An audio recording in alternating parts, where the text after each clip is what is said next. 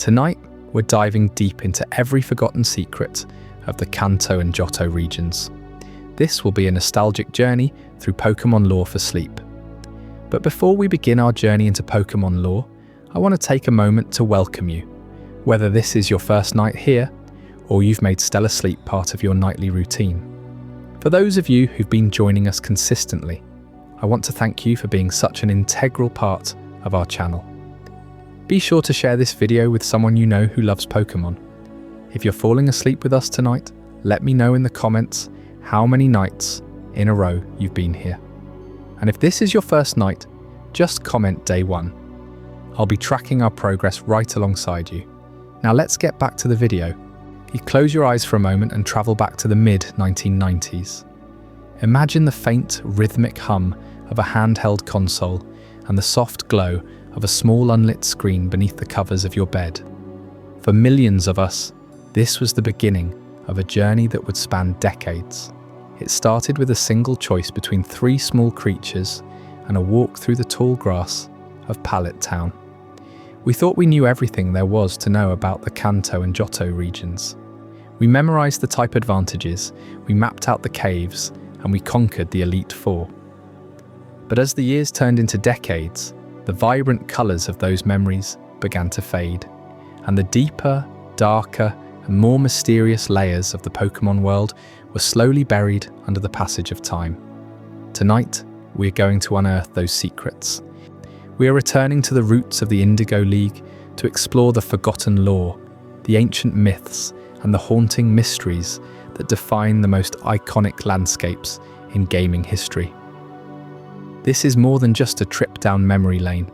This is an exploration of a world that was far more complex and lore-heavy than we ever realized as children. We are going to look at the silent tragedies of Lavender Town, the celestial origins of the legendary beasts, and the unspoken transition of power that occurred during those 3 pivotal years between the fall of Team Rocket in Saffron City and their desperate resurgence in the Goldenrod Radio Tower. Why does this matter so much? Why do we still feel the pull of the Kanto and Johto regions nearly 30 years later? It is because these 2 regions represent the foundation of a modern mythology. Yet they are built on the bones of ancient history and the echoes of a world that existed long before the player character ever took their first step. There are stakes here that go beyond winning badges. We are talking about the balance of nature, the ethics of genetic experimentation, and the heavy burden of a young trainer who became a living legend only to disappear into the frozen isolation of Mount Silver. When we look at the connection between Kanto and Johto, we aren't just looking at 2 maps joined by a mountain range. We are looking at a shared destiny, a single unified story of growth, loss, and the eternal cycle of rebirth. Think about the mysteries that still linger. Why is the Indigo League the only one in the world shared by 2 distinct regions? What truly happened on the night the Brass Tower burned to the ground?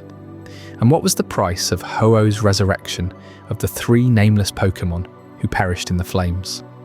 We often remember the mechanics of breeding and eggs being introduced in Johto, but we forget the profound impact that Discovery had on the understanding of Pokémon biology and their connection to the ancient past.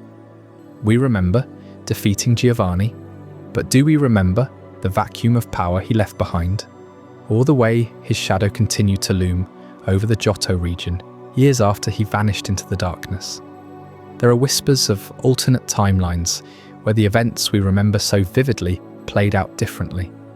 Versions of Kanto where a different trainer took the lead, where wild battles were replaced by a different kind of bond, and where the legendary Red was nowhere to be found. These fractures in the timeline only add to the intrigue. They force us to ask what is truly canon and what is merely a shadow of a memory. As we settle in for this long journey, we will piece together the timeline of the Pokémon world, stretching back 3,000 years to the Great Wars of distant lands, and even further back to the dawn of time when the continents were shaped and the stars fell from the sky. But our focus will always remain on the heart of the journey, the connection between the Kanto of our youth and the Johto of our dreams. We will walk through the silent streets of Viridian City, feel the sea breeze of Olivine, and stand in the presence of the legendary birds and beasts that have watched over these lands for centuries. This is a story of a world in transition, a world that was changing even as we played through it.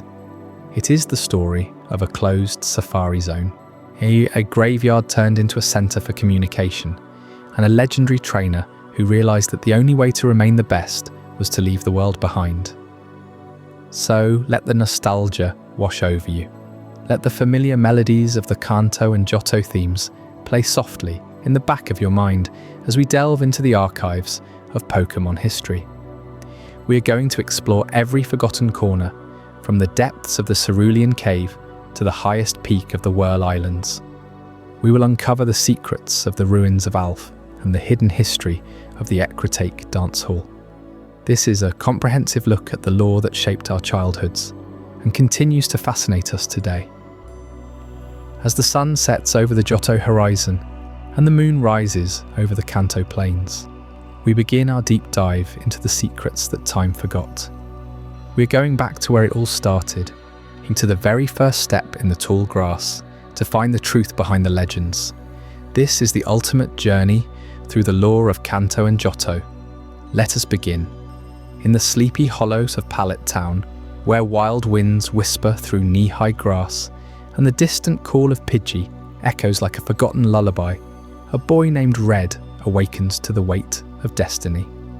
It's a place so unassuming, just 5 modest homes, huddled under an endless blue sky, their roofs tiled in soft earth tones that blend into the rolling hills.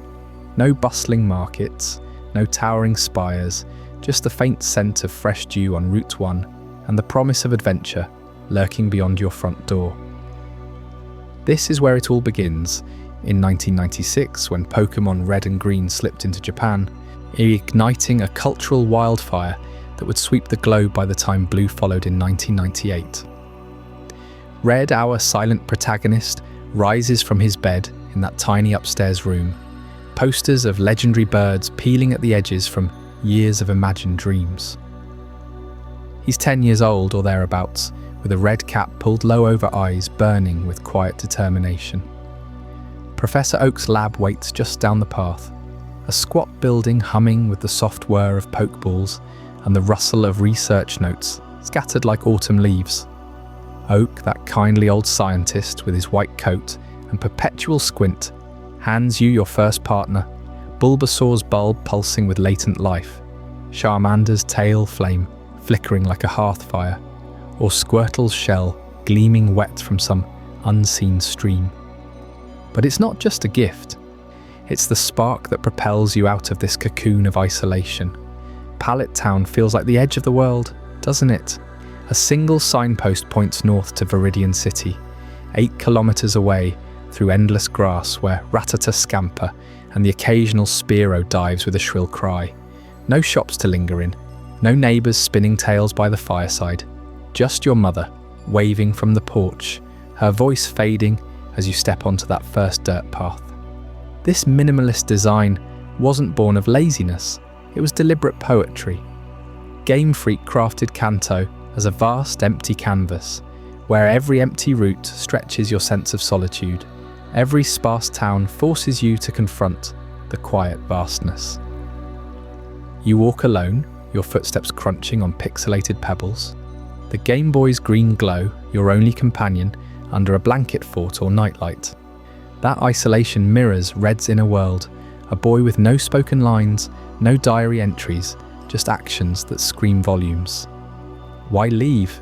The game's silence amplifies the pull, the psychological itch of youth, that restless hunger to prove yourself against a world that hasn't yet noticed you.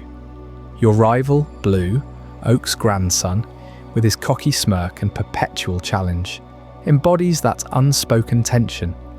He's already snatched a starter before you arrive, taunting you outside the lab, with words that cut deeper than any Pokémon battle. You're still just a little runt. No deep backstory, no heartfelt monologues, just his bike gleaming in the sun, his EV or rival starter at his heels, daring you to chase him across Kanto's barren expanses. Blue's shadow lingers like morning fog over Palette. Kia driving Red forward through Viridian Forest's dappled shadows, where Caterpie weaves silken traps and the air thickens with the scent of damp moss. This rivalry isn't shouted from rooftops, it's etched in every forced rematch, every badge he flaunts before you earn yours. Palette's silence amplifies it, turning home into a memory you outgrow with each step. By the time you glimpse the sea beyond Palette, sparkling under an eternal noon, you've left behind not just a town, but the boy who slept there. Red evolves into something unbreakable, fueled by that quiet rivalry, that primal urge to conquer the horizon. And yet, this humble spark in 1996 reshaped everything. Pokémon wasn't just a game, it was a phenomenon that sold millions, gluing kids to handheld screens in playgrounds, from Tokyo to Toledo. A Palette town became the archetype, the ultimate blank slate for dreamers, its isolation a canvas for our own childhood longings. The map's sparseness forced intimacy, with every blade of grass, every wild encounter, a heartbeat in the void. No hand-holding tutorials, no crowded hubs, just you, your Pokémon, and the open road, where storytelling emerges from emergence, from the thrill of discovery in Cerulean City's misty caves, or the hush of Route 22's overlooked trails. Think of how that map unfolds like a secret map in your pocket. Palette to Viridian, a mere hop that feels eternal, then Pewter's museum, guarding ancient fossils that whisper of eras before trainers walk these paths. The isolation builds tension, each town a rare oasis amid seas of grass and water, minimalist genius that makes every arrival feel earned. A Red's journey thrives in this vacuum, his silence a mirror to yours, pushing you toward Oak's words back home. People saying it's wrong to play with Pokémon. It's not. But deeper still, it's the rivalry with Blue that cracks the quiet. A psychological tether yanking you from comfort, mirroring that real-world pull to leave the nest. Backpack slung over one shoulder, heart pounding, with unvoiced fears and fire. In Palette, the cultural weight settles like dusk over the hills. 1996 wasn't ready for this. A Game Boy title that turned isolation into invitation, minimalism into myth. Red's beginnings here echo in every trainer who followed. Blue's taunts the ghost that haunts every rival battle. As you stand on that final ledge overlooking the sea, Palette's lights twinkling faint behind you, the silence breaks with promise. You hear but shadows stir beyond the horizon, whispers of a rocket-fueled threat waiting to ignite. Up next, Chapter 2. The shadow of Team Rocket reveals how that humble spark collides with darkness, unraveling secrets that would test even Red's unbreakable will.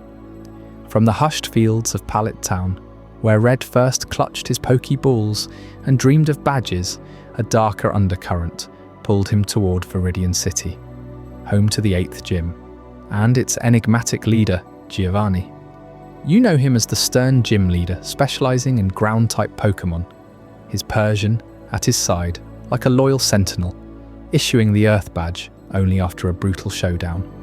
But peel back that respectable facade, and Giovanni reveals himself as the iron-fisted boss of Team Rocket, a syndicate weaving crime through every corner of Kanto. He built an empire on Pokémon theft, black market experiments and ruthless takeovers, all while smiling for the cameras as Viridian's top trainer. How does a man command both respect from young challengers and fear from underground operatives? His genius lay in the duality. By day, a pillar of the League. By night, a shadow orchestrating chaos from hidden lairs.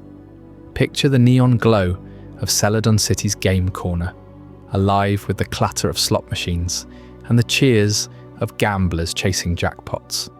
Prize exchanges buzz with trainers swapping tokens for rare Pokémon, a facade of innocent fun under the watch of rocket grunts in plain sight. But slip behind the poster of a dancing clay fairy and a secret elevator hums to life, plunging you into the rocket hideout, a labyrinth of cold steel corridors, flickering fluorescent lights, and the distant echoes of captured Pokémon cries. Or this wasn't just a base, it was Giovanni's nerve center, stocked with prototypes of the Sylph Scope, tools for dissecting Pokémon souls, and vaults brimming with stolen prizes. Grunts patrolled with Raticates and Zubats, lasers guarding elevators that dropped deeper into forbidden labs where Rhydon prototypes rampaged and scientists twisted natures for profit. Team Rocket's tendrils snaked everywhere, raiding Mount Moon for fossils, hijacking Cerulean Gym to experiment on water types, even storming Sylph Co. in Saffron City to seize the Master Ball technology. They froze the city under psychic lockdown with Alakazam barriers, turning a corporate tower into a war zone of flashing Zubats and venomous Arboks. Giovanni's vision: dominate the Pokémon trade, engineer unbeatable monsters, and crush any opposition under his boot. Yet, in the face of this multi-regional menace, spanning Kanto's mines to Saffron skyscrapers, stood a 10-year-old boy from Pallet Town, armed with nothing but grit, a Pikachu, and an unyielding Pokédex. Red didn't assemble an army or call on allies. He carved through them alone. First, Mount Moon's fossils reclaimed. Then, Cerulean's Misty avenged as he routed the infiltrators. The pinnacle came at the game corner, where he descended into that neon-shrouded abyss, battling through waves of grunts, electrode mazes rigged to explode, and the relentless boss fight against Giovanni himself. His Nidoqueen and Rhydon shaking the earth while Red's team held firm. Saffron followed, a vertical siege up 30 floors of Sylph Company, lasers deactivating, hostages freed until Giovanni fled, his empire cracking. A child barely old enough for school toppled a criminal network that spanned regions, forcing Giovanni to abandon his gym throne temporarily, leaving Agatha to guard Viridian in his wake. But shadows lingered. 3 years later, in Johto's Goldenrod City, those remnants clawed back. Executives like Proton and Archer plotting from the radio tower, piping signals to hypnotize Pokémon across the waves, even scheming to resurrect Giovanni through twisted broadcasts. Ethan, the new trainer from New Barktown, finished what Red started, dismantling hideouts in Mahogany and the Goldenrod takeover, battling the full executive council until their new pretender leader swore off reformation forever. Red's solo crusade had weakened them fatally. Johto merely swept the ashes. Imagine the Syndicate's sprawling operations, from Kanto's underground labs to Johto's airwave hacks, reduced to echoes by two kids' determination. Giovanni vanished into legend after those defeats, his Viridian gym echoing empty for a time, a silent testament to a child who pierced the veil between gym hero and underworld kingpin.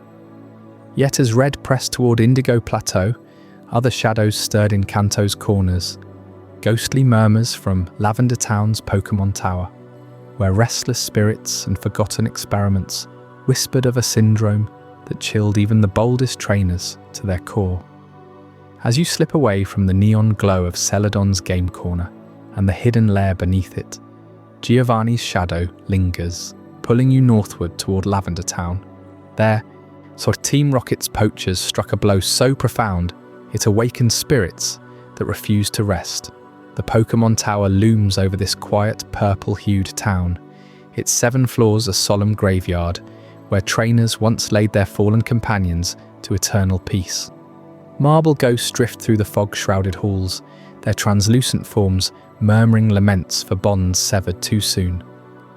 You ascend those creaking stairs, flashlight cutting through the perpetual dusk, heart pounding as Ghastly and Haunter swirl like living smoke. But at the top, on the 5th floor, a fiercer presence blocks your path, a ghostly Marowak, bone club raised, eyes burning with unquenchable rage. This isn't just any spectre. She's the mother of the lonely Cubona you might have encountered wandering the tower's lower levels, her skull helmet hiding tears that never dry.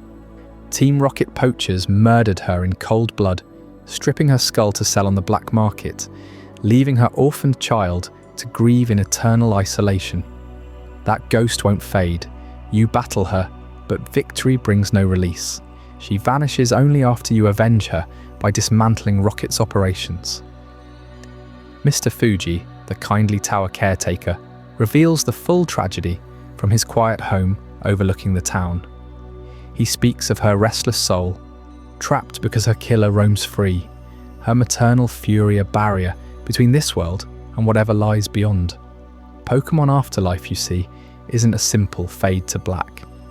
These spirits cling to unfinished business, their essences echoing the pain of betrayal, the ache of separation from trainers who promised forever. What does it mean for a world where creatures bond so deeply with humans? Ethics twist in the mist here. Should we bury them in towers like this, inviting ghosts to haunt the living? Or is death just another evolution, spirits evolving into guardians until justice calls them home?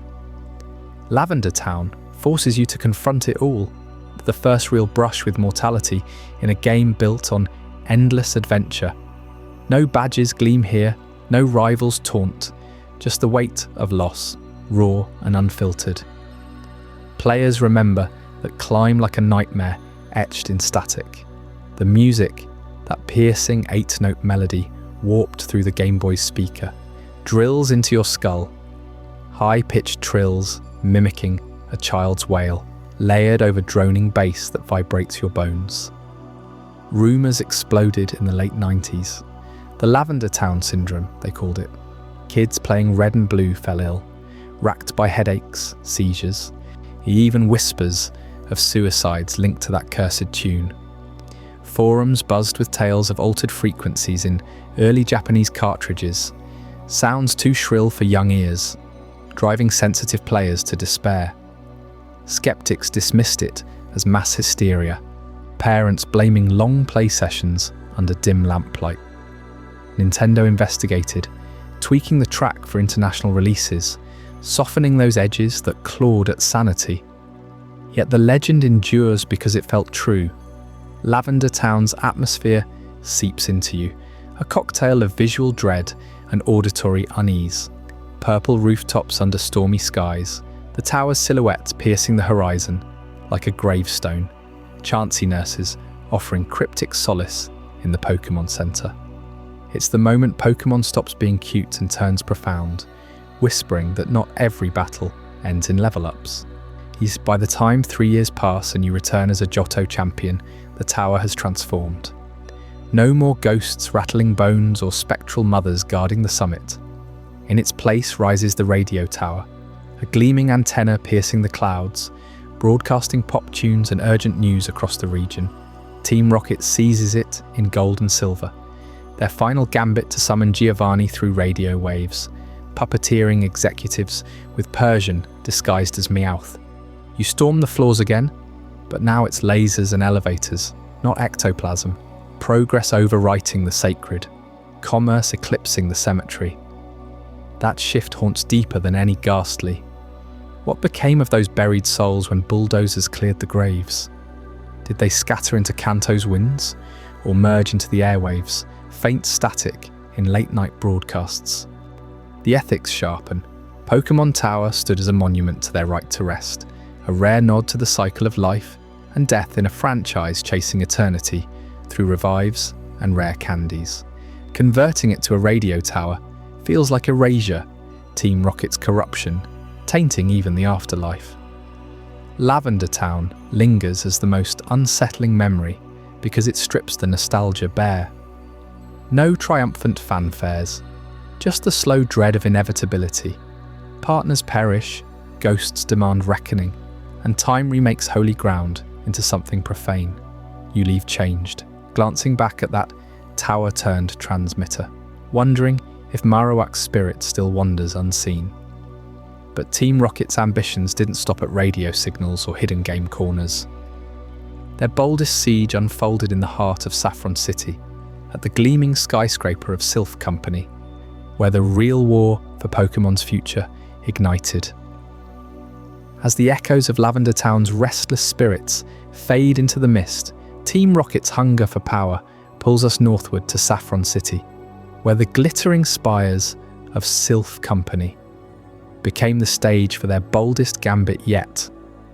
This wasn't just another hideout in the shadows, it was a full-scale siege on Kanto's industrial crown jewel, locking down an entire metropolis in a web of corporate espionage that threatened to rewrite the rules of Pokémon capture forever.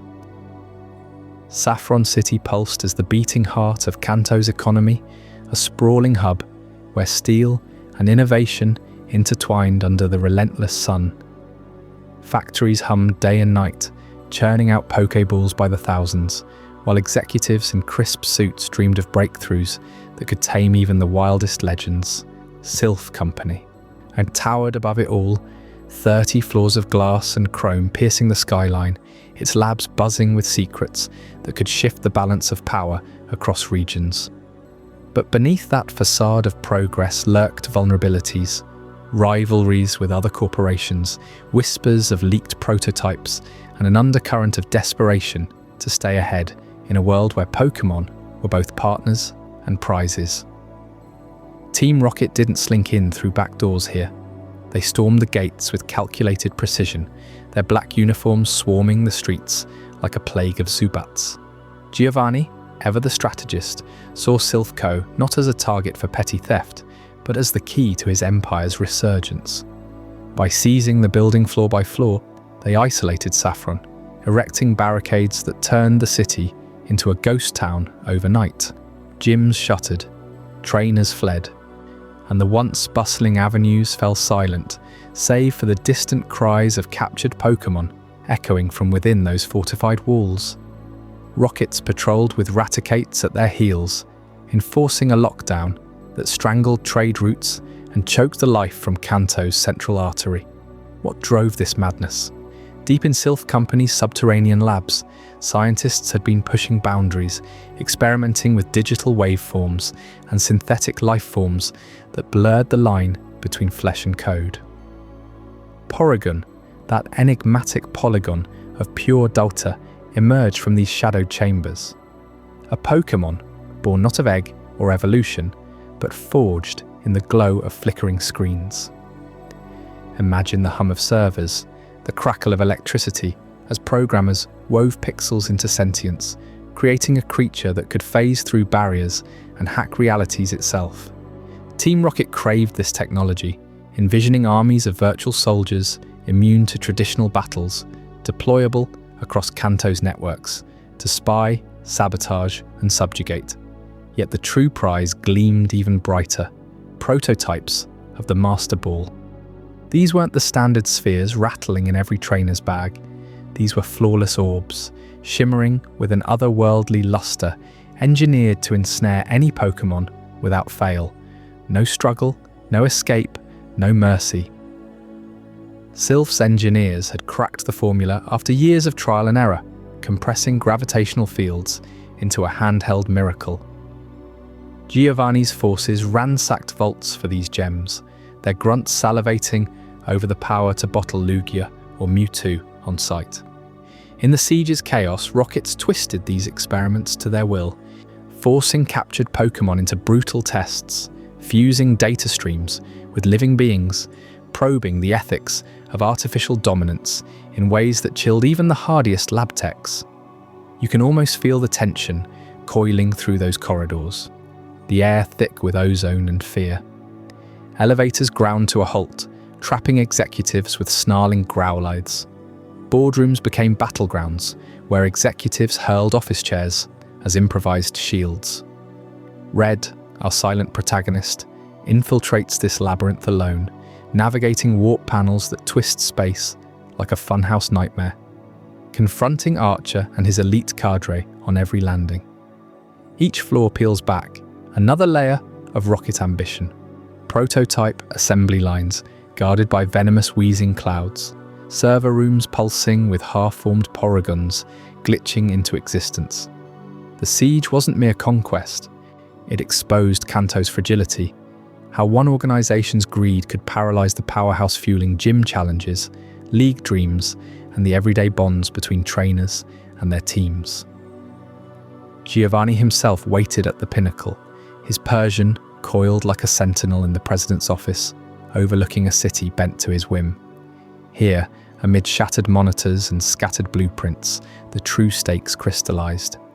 Sylph Company wasn't just a factory, it symbolized Kanto's edge in a world teeming with untamed legends. Lose it and the region crumbles, supply chains snap, innovations stall, and opportunists like Team Rocket fill the void. Red's victory shatters the illusion, scattering the invaders and restoring the flow of Pokeballs to a grateful world. But remnants linger, whispers of unfinished Porygon variants haunting data streams, yet Master Ball blueprints tucked away in Giovanni's vaults, fueling his Viridian Gym facade. This corporate war scarred Saffron deeper than any ghost story from Lavender. It revealed how Kanto's industrial might, concentrated in those gleaming towers, held the fragile thread, binding trainers to their quests. Without Sylph's ingenuity, the Pokeball economy falters, badges lose their shine, and the Indigo League dims. Team Rocket's siege forced a reckoning, reminding us that behind every capture lies a story of ambition, ethics, and the thin line between mastery and monstrosity. As the dust settles on Sylph Company's reclaimed halls, a deeper enigma beckons from Saffron's outskirts, shadows stirring in Cerulean Cave that promise revelations far beyond corporate vaults. In our next chapter, The Mystery of Cerulean Cave, we'll uncover what lurks in those lightless depths, drawing even the mightiest trainers into its unfathomable pull. As the dust settled over Saffron City's Sylph Co., with its prototype Master Balls and digital ghosts like Porygon locked away in corporate vaults, the true apex of forbidden Pokémon engineering shifted to a smouldering ruin on Cinnabar Island. You know the place, that volcanic speck in Kanto's southern seas, where gym leader Blaine once lectured on fire types amid geothermal vents. But beneath his arena lay the Cinnabar Mansion, a labyrinth of opulent decay, torched in a blaze that swallowed research logs, genetic vats, and the echoes of screams from the Mewtwo project. That fire wasn't some random accident. It marks the violent birth of the world's most powerful Pokémon, a clone forged from Mew's ancient DNA, spliced and amplified in secret labs funded by shadows like Team Rocket.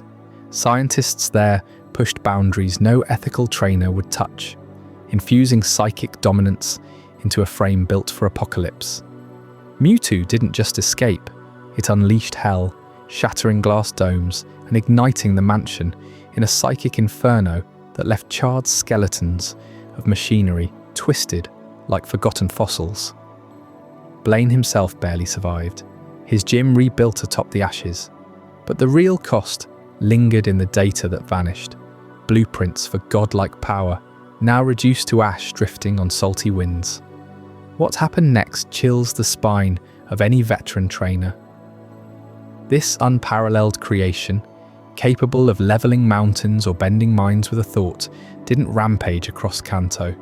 It vanished into the shadows, resurfacing only in the deepest recesses of Cerulean Cave, a flooded chasm north of the city, where waterfalls roar eternally and the air hangs thick with mineral rot. Why abandon the ultimate weapon to fester in a dripping underworld? Why not unleash it on the League, or parade it as Giovanni's triumph? The cave became its self-imposed tomb, accessible only after you'd claimed the championship title, a post-game whisper for those persistent enough to brave the indigo depths. Picture the descent if you've ever pixel hunted there in the originals. You wade through knee-deep water, boots sucking against slick stone, the cave's vast chambers echoing with distant drips that sound almost like laboured breaths. No fanfare greets you, just oppressive silence broken by the scuttle of wild Pokémon gone feral from isolation. Mewtwo lurks at the heart, a violet spectre coiled in meditation, its eyes glowing like fractured amethysts. But it's the cave itself that tells the real story, through environmental scars etched by human folly. Scattered across ledges and submerged alcoves, you find the journals, waterlogged diaries of forgotten scientists, their handwriting frantic, ink bleeding into confessions of hubris. One researcher, scribbling by lantern light, describes the first sightings post-escape. a psychic pulse that crumpled steel beams, visions of the mansion's flames replaying in every explorer's mind. They came equipped with Ultra Balls, psychic suppressants, teams of Alakazam as countermeasures. Yet each entry spirals into madness. It knows our thoughts before we form them, one writes, pages torn as if by invisible claws. In another laments colleagues vanishing mid-sentence, pulled into shadows, their pokeballs crushed like eggshells. These weren't rocket grunts, they were elite minds from Cinnabar's remnants, perhaps even Sylph defectors chasing the Mewtwo dream. Their logs paint a timeline of obsession, initial awe at its raw power, then terror as it dismantled their tech effortlessly. One journal fragment, half dissolved, reveals failed capture attempts, Master Ball prototypes shattering on impact, overridden by Mewtwo's barrier. They theorized it sought solitude to process its artificial rage, rejecting humanity after glimpsing its creator's cruelty through stolen memories. But the cave claimed them all, turning hunters into ghosts, their final words a warning. Do not disturb the Guardian, it waits for judgment. Layer by layer, Cerulean Cave unmasks the Mewtwo project's rotten core. The mansion's destruction severed all ties. No handlers, no control collars, just a being too potent for any cage. Giovanni, ever the pragmatist, cut losses after his rocket empire crumbled under your gym challenges. Blaine sealed records, muttering about forces beyond fire. And Mewtwo? It chose exile over vengeance, brooding in damp eternity, a living indictment of science's overreach. Trainers who best it carry that weight home, a trophy born of tragedy, forever questioning if power like that belongs in our world. Those journals linger in your inventory like cursed relics, their faded script a breadcrumb trail to deeper Kanto shadows. They hint at connections we haven't fully traced yet, the psychic ripples that might have touched Saffron's labs, or the League's own buried experiments. As you emerge from the cave, shaking off the chill, the path inevitably leads northward, toward the shared heart of Kanto and Johto's ambitions. And that's where we'll head next, in Chapter 6. The Indigo Plateau Union, unravelling how two regions forged a single throne of champions, and the forgotten rivalries that still echo from its peaks. As the echoes of Mewtwo's raw, untamed fury faded into Cerulean Cave's endless drips and shadows, a far greater summit called to those bold enough to claim it. Perched high on the rugged spine, where Kanto's eastern peaks bleed into Johto's whispering valleys, the Indigo Plateau stands as the unyielding heart of two worlds fused into one. This isn't just a battlefield, it's a union, a singular Pokémon League shared exclusively by Kanto and Johto trainers, defying the borders that carve up every other region in the known world. Picture the ascent, winding paths carved by centuries of pilgrims, trainers hauling battered Pokeballs up sheer cliffs lashed by mountain winds. No other league straddles two lands like this. While Unova boasts its own towering spire, or Sinnoh its celestial stadium, Indigo Plateau alone binds neighbouring realms under one banner. Kanto's fire-forged veterans and Johto's mist-shrouded mystics converge here, their rivalries melting into a shared creed. This geopolitical marvel emerged from ancient pacts, whispered to stem from the days when Ho-Oh and Lugia first graced the towers of Ecruteak, pulling regions together against forgotten threats. It's a testament to unity in a world of wandering legendaries and fractured histories, where the plateau's stone halls echo with the cries of Pokémon from both coasts. At its core, the Elite Four guard this sanctum, four titans whose unbreakable bonds with their partners elevate human and Pokémon to divine harmony. Lorelei commands the chill, her Lapras gliding through blizzards like a living glacier, each icy blast a symphony of trust honed over frozen seas. She doesn't just battle, she weaves the raw ferocity of water and ice into art, her dugong's horns gleaming with the precision only lifelong companionship can forge. Bruno follows, a mountain of muscle whose onyx coils like living stone, their strikes rumbling with the earth's own pulse. No words pass between them, just nods, gestures born from years of sweat-soaked dojos, where man and Machamp push limits until flesh and rock blur. Then Agatha, the spectral queen, her Gengar drifting like smoke from lavender's haunted eaves, eyes aglow with otherworldly cunning. Her Arbok strikes from shadows, venom laced with the wisdom of ghosts long past, a partnership that dances on the edge of life and death. And Lance, the dragon sovereign, astride his Dragonite's thunderous wings, scales shimmering under storm-lit skies. His roars command tempests, every hyper beam a crescendo of mutual ferocity. Trainer and beast locked in aerial ballets that shatter mountains. These four aren't mere victors. They embody the pinnacle, where trainers shed ego and Pokémon transcend instinct. Here, cooperation isn't obedience, it's evolution. Humans lend strategy, Pokémon unleash primal might, together ascending beyond solitude. Mewtwo raged alone in its cave, but the Elite Four thrive as legions, their victories etching legends into the plateau's frost-kissed walls. This union's true genius unfolds in its evolution, a seamless handover from Kanto's iron-fisted originators to Johto's emergent dawn. In the wake of Red's solitary rampage, toppling Team Rocket, claiming the throne, the original Guardians held firm. Lorelei's chill still gripped the entrance, Bruno's fists the second trial, Agatha's phantoms the third, Lance's dragons the final roar. Red pierced that gauntlet, etching his name eternal. Yet power, like the tides off Cinnabar, shifts. 3 years carved deep grooves in stone, and as Johto's winds carried new challengers, Ethan from New Bark, or Chris with her stolen Togepi egg, the plateau adapted. Lance, once the dragon at the gate, ascended to champion, his perch now overlooking the entire fray. He whispers spread of Johto infusions, will the psychic illusionist slipping into the lineup, weaving Hypno's dreams and Zatu's visions to confound foes. Koga, the ninja from Fuchsia, traded Sylph Company's shadows for elite status, his Venomoth dusting arenas in poison haze. Bruno endured, a constant amid flux, while Karen's Umbreon prowled with dark elegance, her bond a velvet blade. Agatha faded to Viridian's interim throne after Giovanni's fall, paving the way. This wasn't conquest, it was confluence. Kanto's masters yielded not to defeat, but to progression, their Pokémon lineages mingling with Johto's roaming beasts, Raiku's lightning sparking new strategies, Suicune's streams cooling old vendettas. Envision the ceremonies under starlit domes, badges from both regions weighed equal, the League's council blending palette elders with Ecruteak sages.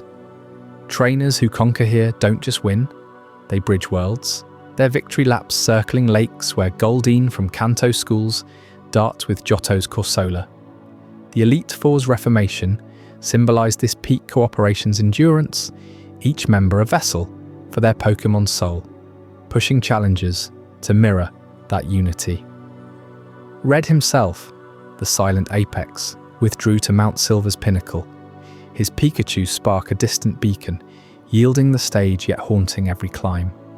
Yet for all this grandeur, the plateau hides a quiet fracture, a 3-year chasm between Kanto's blaze and Johto's bloom, where Team Rocket's embers reignited and ancient towers crumbled anew. What secrets slumbered in that gap, reshaping gyms, awakening beasts, and exiling legends? Tune in next for Chapter 7, the 3-year gap, where the timeline's hidden pulse reveals how those fleeting years forged destinies forever.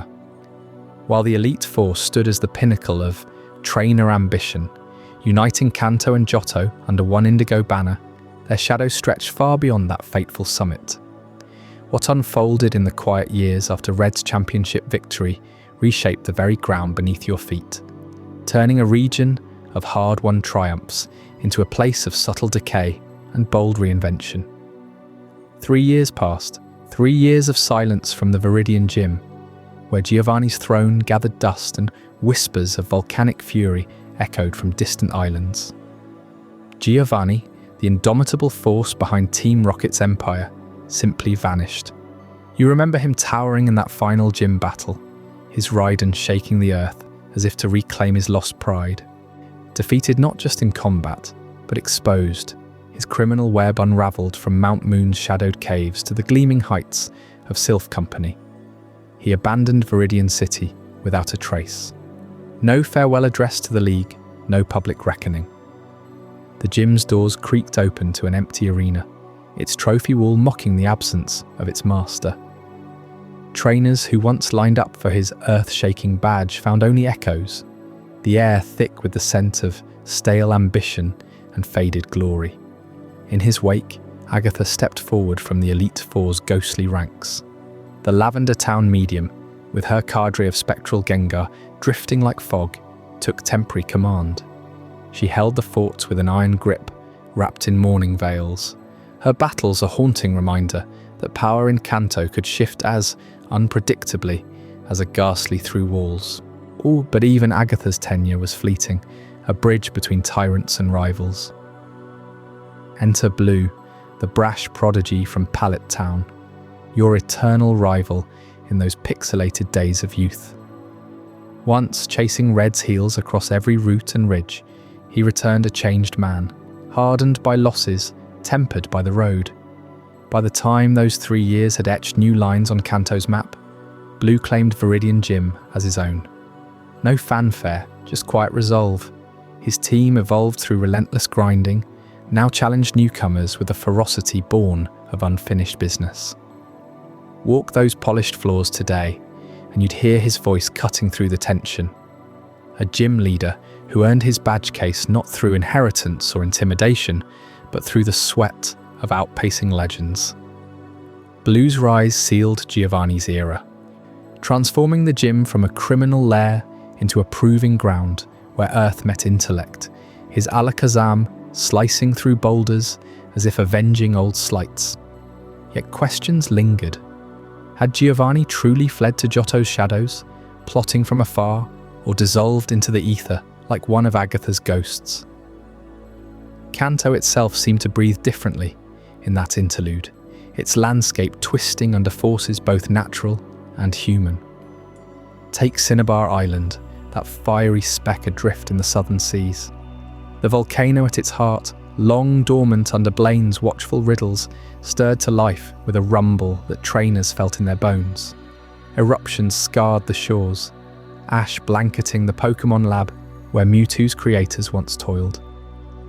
The Cinnabar mansion, already a charred skeleton from that fateful fire tied to the clone's rage, had crumbled further into the sea, its diaries of forbidden science swallowed by lava flows. Blaine relocated his gym to the island's heart, flames licking higher as if the land rejected its old secrets. Surfers navigating those waves spoke of glowing fissures and herds of magma roaming freer, the air heavy with sulphur that burned the lungs and sharpened the senses. Urban sprawl crept in elsewhere, devouring the wilds that Red once tamed.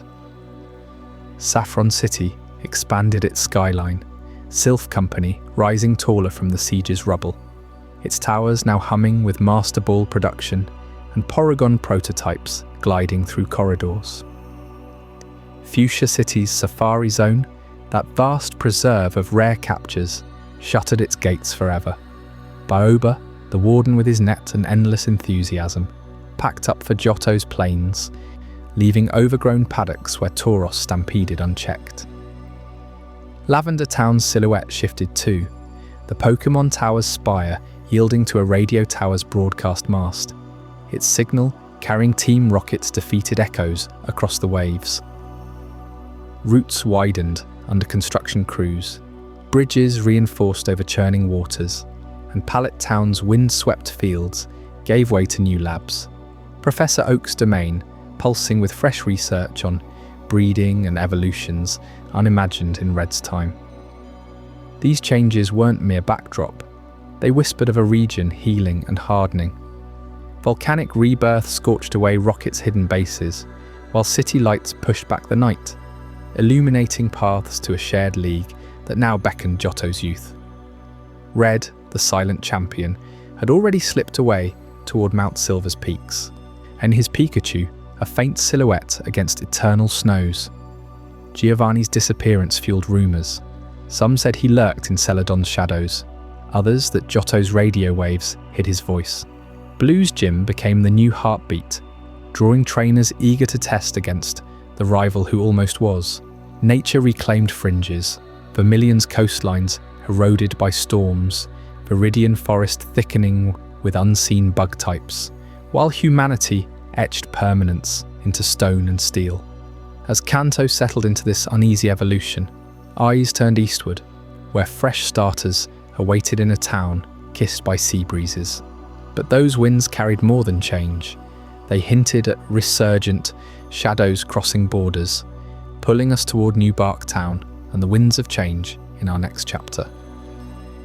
As those 3 years slipped by in Kanto, with Blue stepping up to guard Viridian Gym's legacy and Giovanni fading like a ghost into whatever schemes he nurses in the dark, the story doesn't end on those familiar eastern shores.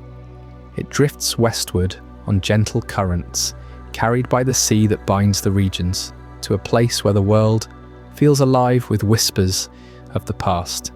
New Bark Town emerges from the mist at dawn, cradled by rolling hills and the endless lap of waves against its quiet docks. Here, in this unassuming corner of Johto, the air hums with something ancient and expectant, a far cry from Kanto's buzzing cities and gleaming labs. Picture the first rays of sun filtering through the thatched roofs and wooden fences, painting the grass a vibrant green that seems to pulse with life. New Bark Town isn't built on steel towers or corporate spires like Saffron or Celadon, and it's woven from the earth itself, with winding dirt paths lined by wildflowers that nod in the breeze, and homes that lean into the landscape like old friends sharing secrets. Fishermen mend their nets by the water's edge, their voices carrying soft songs of the sea, while pidgey flock overhead, scattering seeds that promise new growth. This is Johto at its heart, a region that reveres its roots, where every stone and stream holds a tale from generations past, steeped in folklore of guardian spirits and forgotten pacts between humans and Pokémon. It's here, in Professor Elm's modest laboratory, perched on the town's edge, that our new heroes awaken to their destinies. In the gold and silver tales, you step into the shoes of Ethan, a boy with eyes full of quiet determination, rising from his bed as the world outside stirs. Or perhaps, and in the crystal clear paths of that enhanced journey, you become Lyra, her spirit as bright and unyielding as the morning light. Or Chris from those earlier drafts, carrying the same fire.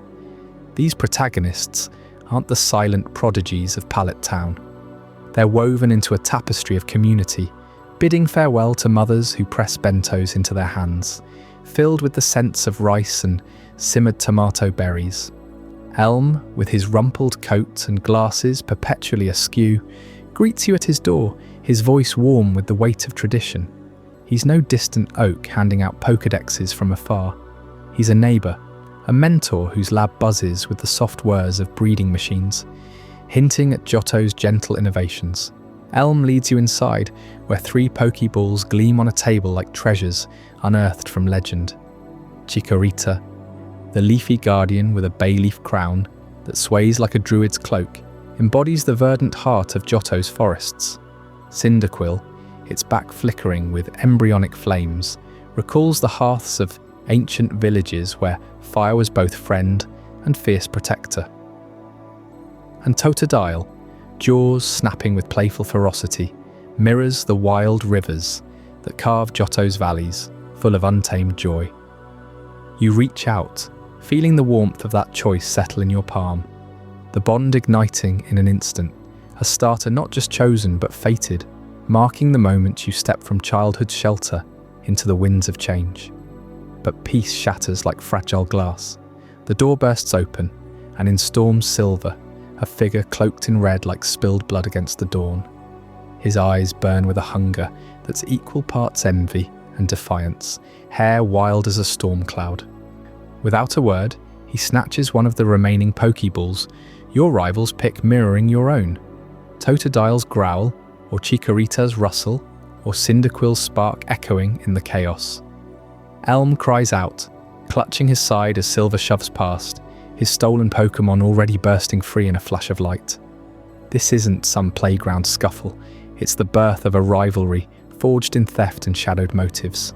Silver vanishing into the Route 29 grass, like a thief from Johto's old folktales, leaving you to chase the echoes of his footsteps. That stolen starter isn't just a Pokémon, it's a spark that ignites the entire journey. You pursue Silver through the whispering winds of Route 29, where Sentret pop from burrows and Hoot Hoot call from twilight branches, the world unfolding in layers of green and gold. A Cherry Grove city welcomes you next, its marts stocked with potions that smell of herbs, and its guide spinning yarns of the road ahead. But Silver's shadow lingers, a promise of clashes to come.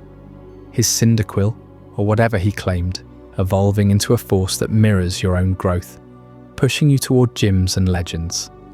This rivalry pulses with Johto's soul. Not cold ambition, like Kanto's Team Rocket executives, but a personal vendetta rooted in whispers of a troubled past, perhaps tied to the very criminals you're destined to dismantle. Johto reveals itself as Kanto's poetic counterpoint, where technology bows to tradition. While Kanto pulses with Sylph Kosi's prototypes and the electric hum of Saffron's towers, Johto drapes itself in heritage. The bell tower's spires piercing the sky as beacons for divine birds, your Ecruteak's dance halls echoing with the steps of kimono girls who commune with spectral flames. Folklore threads through every path. The roaming beasts awakened from calamity.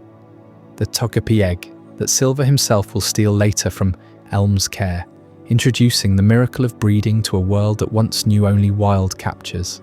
Even the Pokegear, that pocket radio linking trainers, feels like an extension of ancient signal fires rather than Kanto's Pokédex data streams. Here, Pokémon aren't just battled, they're revered in festivals and shrines, their cries blending with the wind chimes that tinkle from every eaves. As you weave through Violet City's spritzy perfumed streets, challenging Faulkner's flying trials under the watchful gaze of the Sprout Tower's swaying Bellsprout, the contrast sharpens. Kanto built its champions on innovation, Mewtwo's labs, Master Balls forged in siege, but Johto calls you to listen to the land.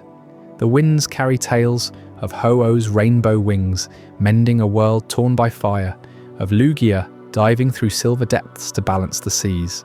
Your starter, that humble Chikorita, nuzzling your leg, or Totodile splashing in puddles, grows amid these myths, evolving not just in strength, but in harmony with Johto's rhythms. Silver reappears in flickers, a taunt in Azalea Town's Slowpoke Well, where Team Rocket's grunts carve names into tails. For illicit trades, his stolen Pokémon flashing fangs grown sharper. Each encounter etches the rivalry deeper, his barbs cutting at your inexperience while revealing cracks in his armor, hints of a father he despises, echoes of Giovanni's own vanished empire. Yet it's this theft, this brazen dawn raid in New Bark, that propels you forward, turning Johto's tranquil facade into a canvas of adventure, where every rustling bush hides a Rattata or a roaming Entei's distant thunder. These winds of change don't just stir New Barktown, they ripple across the shared Indigo League, drawing Kanto's veterans into Johto's fold.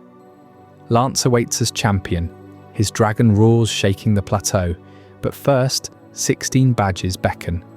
Johto's 8 steeped in lore, Kanto's revisited with new leaders like Blue's cool strategies, and at the peak, Red himself, silent sentinel on Mount Silver, his Pikachu crackling like unspoken thunder. But those heights loom distant. For now, New Bark's gentle breezes propel you onward. The stolen starters cry a haunting melody that promises revelations tied to towers long scarred by flame. As the sun dips low over those same hills where your rivalry ignited, the true legends of Johto begin to unfurl, pulling you toward the charred bones of a structure that once pierced the heavens. In the next chapter, the legend of the Brass Tower will uncover the catastrophe that birthed eternal roamers and reshaped the skies forever. Before we dive deeper into this incredible journey, I'm curious, where in the world are you watching this from? Drop a comment below and let our global community know. And if you're finding this as mind-blowing as I am, hit that like button to help more people discover this story. As Ethan, Chris, or Lyra sets out from New Barktown, chasing that stolen starter through Johto's misty paths and whispering forests, the world opens up into a tapestry of ancient traditions and shadowed histories. The journey inevitably leads to Reconnect City, a place where the veil between past and present thins, and towering spires stand as silent witnesses to sorrows long etched into the land itself. Several hundred years ago, long before the first Pokeball clicked open in Pallet Town, Reconnect City rose as a beacon of harmony between humans and the divine. Twin towers pierced the sky there, their golden eaves gleaming under the sun. The bell tower, majestic and enduring, was crafted as a perch for Ho-Oh, the radiant phoenix of the rainbow, whose wings painted the heavens in hues of rebirth and hope. Beside it stood the Brass Tower, equally grand, intended as a sanctuary for Lugia, the guardian of the seas, whose silvery form commanded the tempests and dove through the deepest currents with effortless grace. These weren't mere structures of wood and stone, they were promises woven from legends of a time when legendary Pokémon walked among mortals, blessing the land with their presence. The people of Reconnect filled the air with chants and offerings, their voices rising like incense to draw these guardians closer.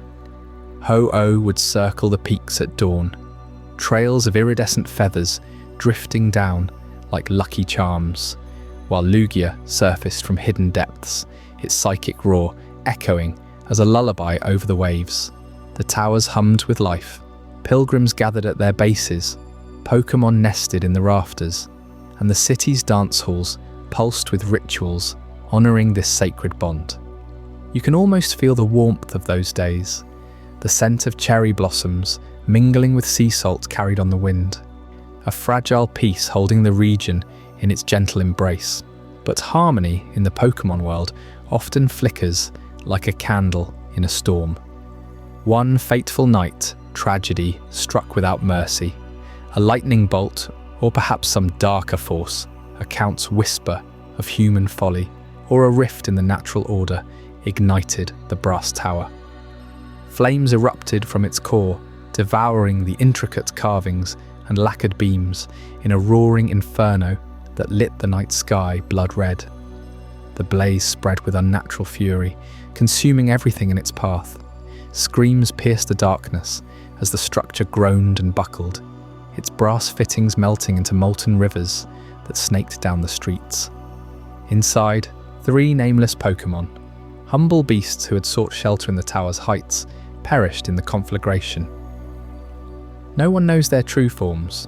Some say they were ordinary Vulpix, or perhaps Growlithe pups, or wildlings drawn by the tower's glow. Their cries faded into the crackling roar, lost forever as the tower collapsed into a smouldering ruin, its ashes blanketing Reconnect like a shroud of grief. The city mourned, their dances silenced, their offerings turned to cinders.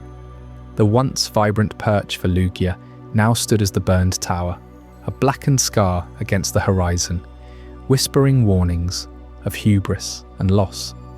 Lugia, sensing the betrayal of the flames, could bear no more. The Sea Guardian turned away from the shores of Johto, its massive wings folding as it retreated to the Whirl Islands, far across the waves. There, amid the swirling vortices and hidden caves, it slumbered in isolation, its psychic presence a distant thrum that sailors still swear they feel on stormy nights. Here, the departure severed a vital thread. Without Lugia's balance to Ho-Oh's fire, Johto felt the chill of abandonment, its legends dimming like stars behind clouds. Yet from despair, the divine often stirs. Ho-Oh, ever the harbinger of renewal, descended upon the ruins in a blaze of rainbow light. The phoenix hovered above the wreckage, its cry shattering the silence like shattering glass. With a surge of otherworldly power, it channeled the cycle of life itself, drawing from the embers not death but rebirth. The three nameless Pokémon, their essences scattered in the ash, were resurrected not as they once were, but transformed into embodiments of the storm that claimed them. From the lightning's fury rose Raikou, the thunderclap incarnate, its sleek form crackling with electric veins, eyes like storm clouds ready to unleash tempests.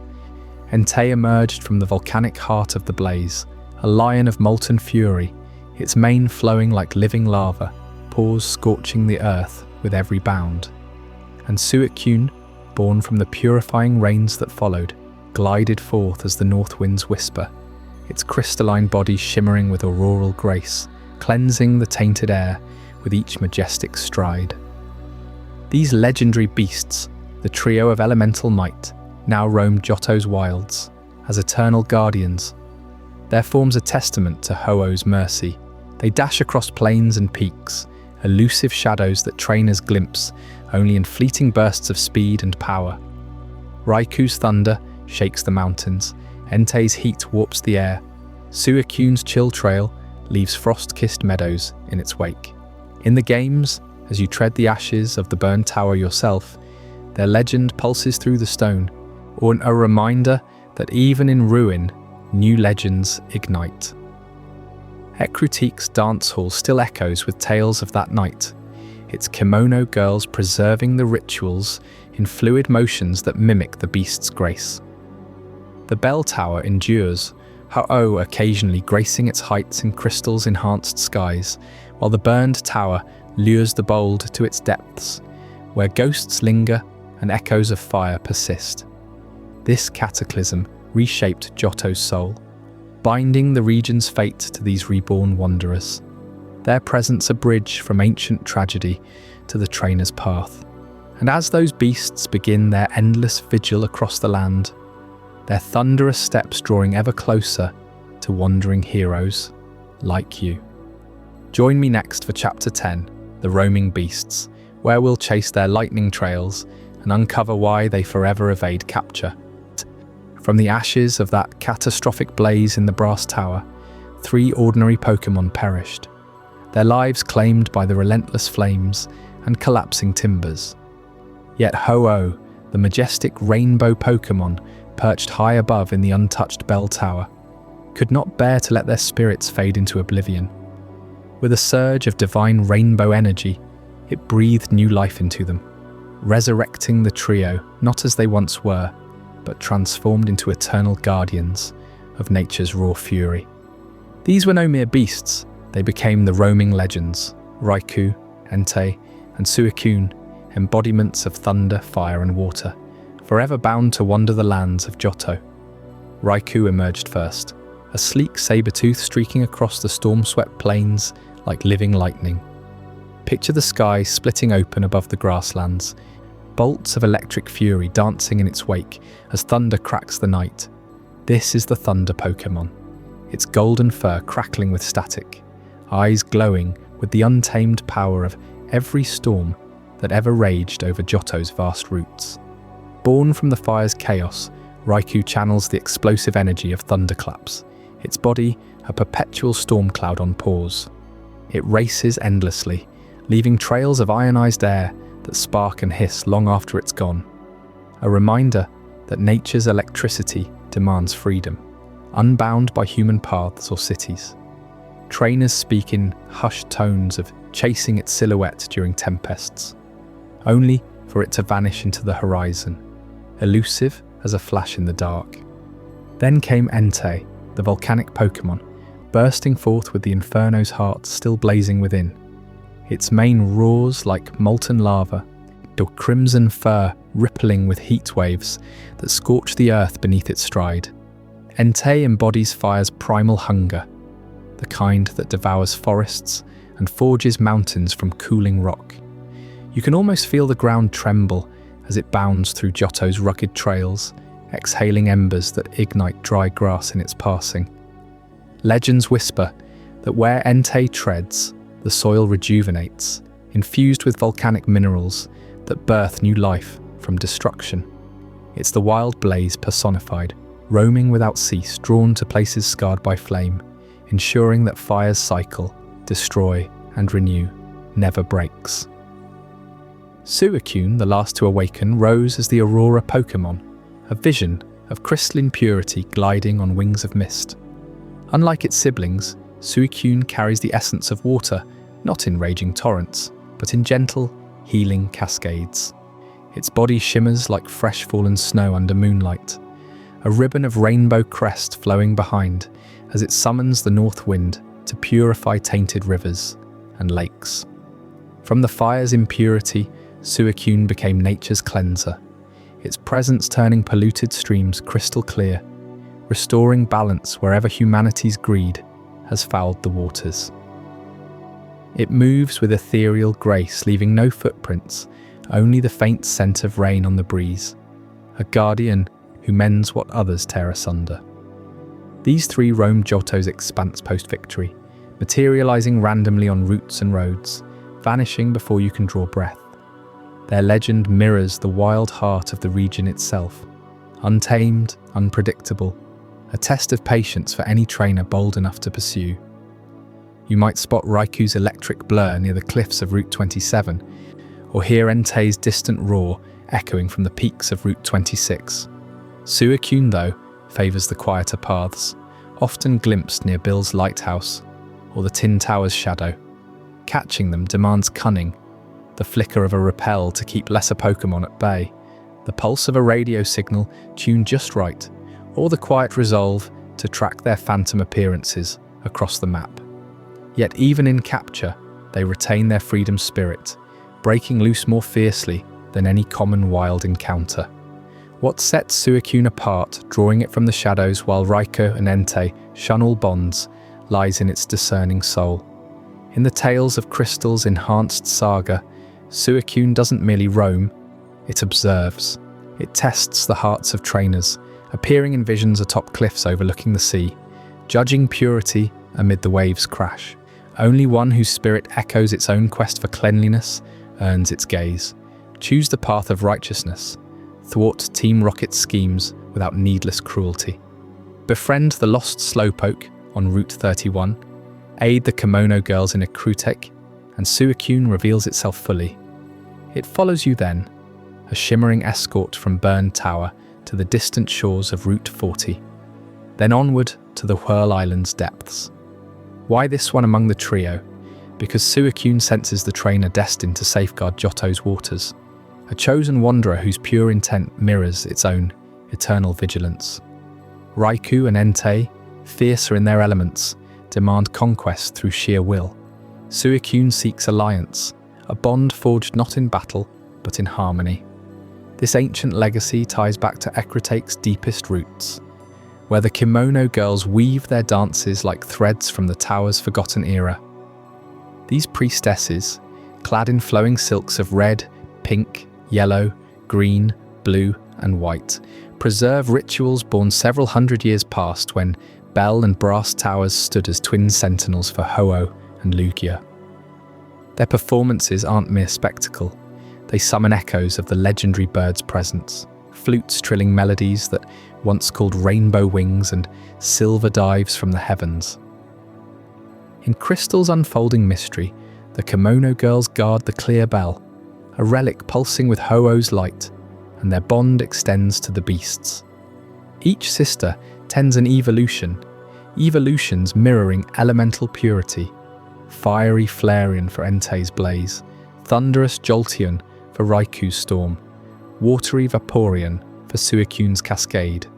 Their dances in the theatre draw Suicune forth, a ceremony linking the fire's rebirth to the bird's ancient perch. It's as if the Kimono girls are living bridges, their steps channeling the same primal forces that revived the roamers from ash.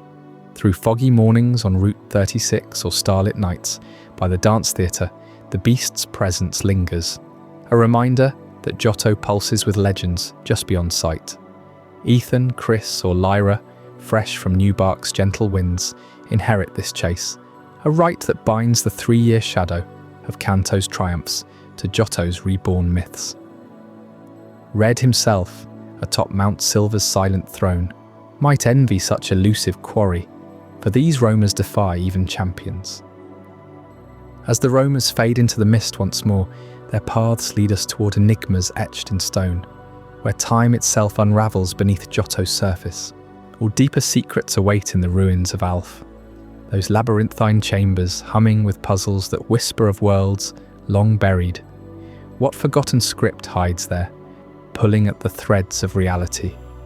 While the roaming beasts embody the raw, untamed fury of pure elements, Johto hides even older enigmas beneath its earth, whispers from a time before, towers burned or legends took flight. Nestled in the rolling hills west of Violet City, mere footsteps from the echoing depths of Union Cave, the ruins of Alf emerge like forgotten bones from the soil, their weathered stone walls etched with symbols no modern tongue can fully claim. You step inside and the air grows thick, cool, almost expectant, as if the ruins themselves breathe with a patience spanning millennia. These aren't mere caves or crumbling shrines. They're chambers engineered with impossible precision, 4 distinct rooms each demanding a puzzle solved through sliding stone blocks that mimic the very Pokémon they summon.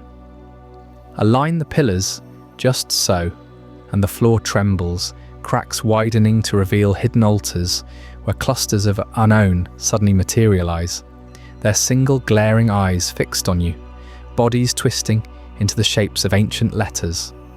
These unknown, elusive psychic entities form the alphabet of forgotten worlds, 28 forms in all, from A to Z and beyond, into symbols like question marks and exclamation points that defy easy translation. They don't evolve, don't battle with ferocity. They simply observe, floating in silent judgment. Their presence a key to unlocking the ruins' deepest vaults. Catch them one by one, and their dex entries hint at cataclysmic origins. Yeah, born from nothing, shaping reality through sheer will, echoes of a primordial script that predates human memory. But what do they say? Piecing together their forms spells revelations of the Pokémon world's dawn, the earliest recorded history etched not in parchment but in living glyphs. One chamber's puzzle, solved with Kabuto stones, unveils murals depicting colossal figures towing land masses across oceans. A nod to Regigigas hauling continents into place eons ago, forming the supercontinent that would fracture into Kanto and Johto. Another, triggered by Omanite relics, shows swirling vortices of energy, primordial Pokémon emerging from chaos. Threads connecting to Heatran's molten birth deep within Stark Mountain, or the ancient Regis stirring in Sinnoh's cradle around Mount Coronet. These aren't fairy tales for children. They're fragments of a global chronicle, suggesting Johto's earliest civilizations revered these ruins as oracles, their priests decoding unknown script to commune with forces beyond sight. Archaeological whispers from the games imply settlers arrived here after continental shifts, building atop older foundations, blending their folklore with the beast's lingering essence. Venture deeper, and the air hums with static, your radio crackling to life unbidden, broadcasting signals that pierce the veil between dimensions. That melody you hear, faint and hypnotic, looping through your Pokégear, it's no random interference from Ecruteak's towers or Goldenrod's broadcasts.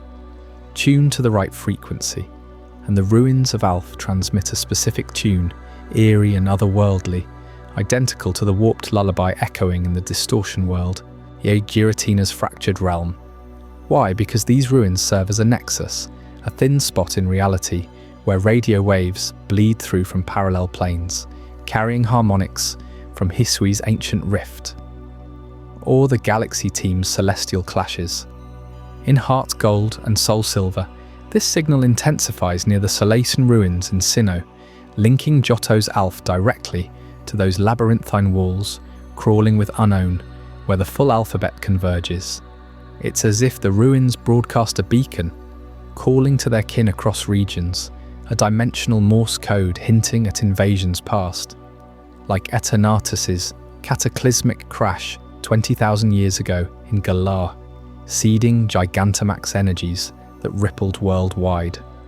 Or AZ's war 3,000 years before Carlos's fall. Push further into lore, and the connection sharpens to the Sinjo ruins, a concealed sanctum within Johto's fabric, accessible only through arcane events atop Spear Pillar's echoes. Here in Platinum's shadow, Cyrus summons Dialga and Palkia amid unknown swarms, their script forming illusory plates for Arceus itself, while Giratina lurks, warping space. Sinjo, perhaps a cipher for Original Sin or Johto's Sin, mirrors Alf's design, both twin portals forged by civilizations that knew of creation's architects. Johto's ancients, those who raised Bell and Brass Towers centuries later, must have drawn from Alf's wisdom. Their towers not just perches for Ho-Oh and Lugia, but amplifiers for these signals, blending avian legend with subterranean hymns. Imagine the priests, huddled in torchlight, aligning unknown circles to predict roaming beasts or divine Lugia's return. Twice, their knowledge lost when flames consumed Brass Tower, scattering beasts to wander as restless guardians. Yet the signals persist, a persistent drone even today, growing stronger if you linger with an unknown in party, as if the Pokémon attune your receiver to hidden layers. Players in Gold and Silver first heard it faintly, a glitchy prelude to Heart Gold's revelations, tying Johto's present to prehistory's pulse. These ruins remind us, Johto isn't just Red's shadow 3 years on. It's a cradle of eternity, where Kanto's brash gyms fade against scripts, spelling the world's birth pangs. As Ethan or Lyra solves these puzzles amid their quest to topple Rocket's radio schemes, the irony deepens. Team Rocket hijacks Goldenrod's waves, blind to Alf's truer broadcasts from beyond. The Unknown watch impassively, perhaps amused, their eyes gleaming with secrets that outlast empires. And soon, as whispers of rage stir in the north, far from these buried alphabets, a certain lake boils with unnatural fury, drawing eyes to a scarlet serpent that defies nature's palette. In our next chapter, The Red Gyarados and the Lake of Rage, we'll uncover the storm brewing there, and why it signals Rocket's darkest gambit yet. As the whispers of the unknown fade into the mists of Johto's ancient past, drawing lines from forgotten ruins to the shadowed corners of Sinjo, a far more immediate storm brews in the north. There, cradled between jagged peaks and whispering pines, lies the Lake of Rage, a vast shimmering expanse where the waters have always run deep and unpredictable, home to schools of Magikarp that glide like living jewels beneath the surface. But on this fateful day, something ruptures that fragile peace. A colossal shadow erupts from the depths, scales blazing crimson against the twilight sky. The red Gyarados rears up, its roar shaking the earth, sending ripples that crash against the shore like thunder. Fishermen scatter in terror, their lines snapped, their boats upended. You've heard tales of shiny Pokémon before, those rare variants born of chance, but this one is no fluke of nature. It's a harbinger, a forced aberration born from human greed piercing the heart of Johto's wilds. You arrive at the lake's edge just as the chaos unfolds, the air thick with the metallic tang of rage. Pokémon flee from the underbrush, Pidgey wheeling overhead in panicked flocks, Poliwag burrowing into muddy banks. The water boils with unnatural fury, frothing white where it once lay still. Local trainers whisper of omens, of a sudden madness gripping the lake's inhabitants. And there, silhouetted against the roiling waves, stands the beast itself. 20 feet of coiled muscle, fins slicing the air like scythes, eyes burning with an intelligence that's equal parts primal and tormented. This isn't mere legend. It's the grim handiwork of Team Rocket's remnants. Those shadows of Giovanni's fallen empire slinking back from Kanto's defeat 3 years prior. Desperate, fractured, they've infiltrated Johto's airwaves, hijacking frequencies from hidden transmitters perched on the lake's rim. High-frequency radio waves pulse outward, invisible but insidious, tuned precisely to shatter the evolutionary barriers of Magikarp. Normally, these humble fish endure endless torment to reach their Gyarados form through levels of battle-hardened growth. But Rocket accelerates it brutally, blasting the lake with signals that mimic the raw energy of a thunderstorm, forcing metamorphosis in hours what nature intends over lifetimes. Picture the scene unfolding before you. Rocket grunts in black uniforms, antennae arrays humming faintly under camouflage nets. Their leader, a cold-eyed executive named Petrel, overseeing the operation from a concealed barge. They've chosen the Lake of Rage for its isolation, its bounty of Magikarp packed tight like kindling awaiting a spark. The waves warp the air around the devices, a low electromagnetic hum that sets your teeth on edge, Pokémon nearby twitching in distress. One by one, ordinary carp convulse and explode into fury, their bodies twisting in agony as blue scales bleed to scarlet in the most volatile cases. Its evolution weaponized, a perversion aimed at breeding an army of berserk Gyarados to reclaim Rocket's dominance. Yet the cost ripples far beyond the lake. Johto's habitats, so delicately woven, crystal streams feeding into the rage, forests teeming with bug and water types in symphony, begin to fray. Angry Magikarp evolutions lash out indiscriminately, uprooting shoreline trees whose roots stabilize the soil against erosion. Flocks of migratory Spearow veer off course, disoriented by the interference, crashing into poisoned waters. Deeper in, the lake's ecosystem unravels. Goldeen schools scatter, leaving predators like the lurking Gyarados unchallenged, while the radio waves seep into groundwater, subtly mutating crabby populations downstream toward Mahogany Town. Human interference here isn't abstract, it's a cascade, turning bountiful wilds into zones of hostility, where once peaceful evolutions now breed conflict between trainers and nature alike. You wade into the fray, your team at the ready, the red Gyarados fixing you with a gaze that pleads as much as it threatens. Hyper beam after Dragon Rage, you wear it down, capturing or calming the beast in a battle that echoes across the valley. Victory reveals the truth, a Rocket hideout carved into the nearby cliffs, stocked with stolen Pokémon and prototypes for wave amplifiers. As alarms blare and grunts swarm, a shadow detaches from the clouds above, a massive Dragonite, wings blotting the moon, rider none other than Lance, Johto's Dragon Master and Indigo Champion. He lands with purposeful grace, cape billowing like storm clouds, his voice cutting through the din like tempered steel. No time for formalities, he's been tracking Rocket's signals for weeks, piecing together their resurgence from Kanto's ashes. In that moment, amid the flickering lights of shattered equipment, Lance reveals the pact. He's chosen you, the rising trainer from New Bark, as his clandestine ally. No badges or fanfare bind you, just shared purpose against this blight.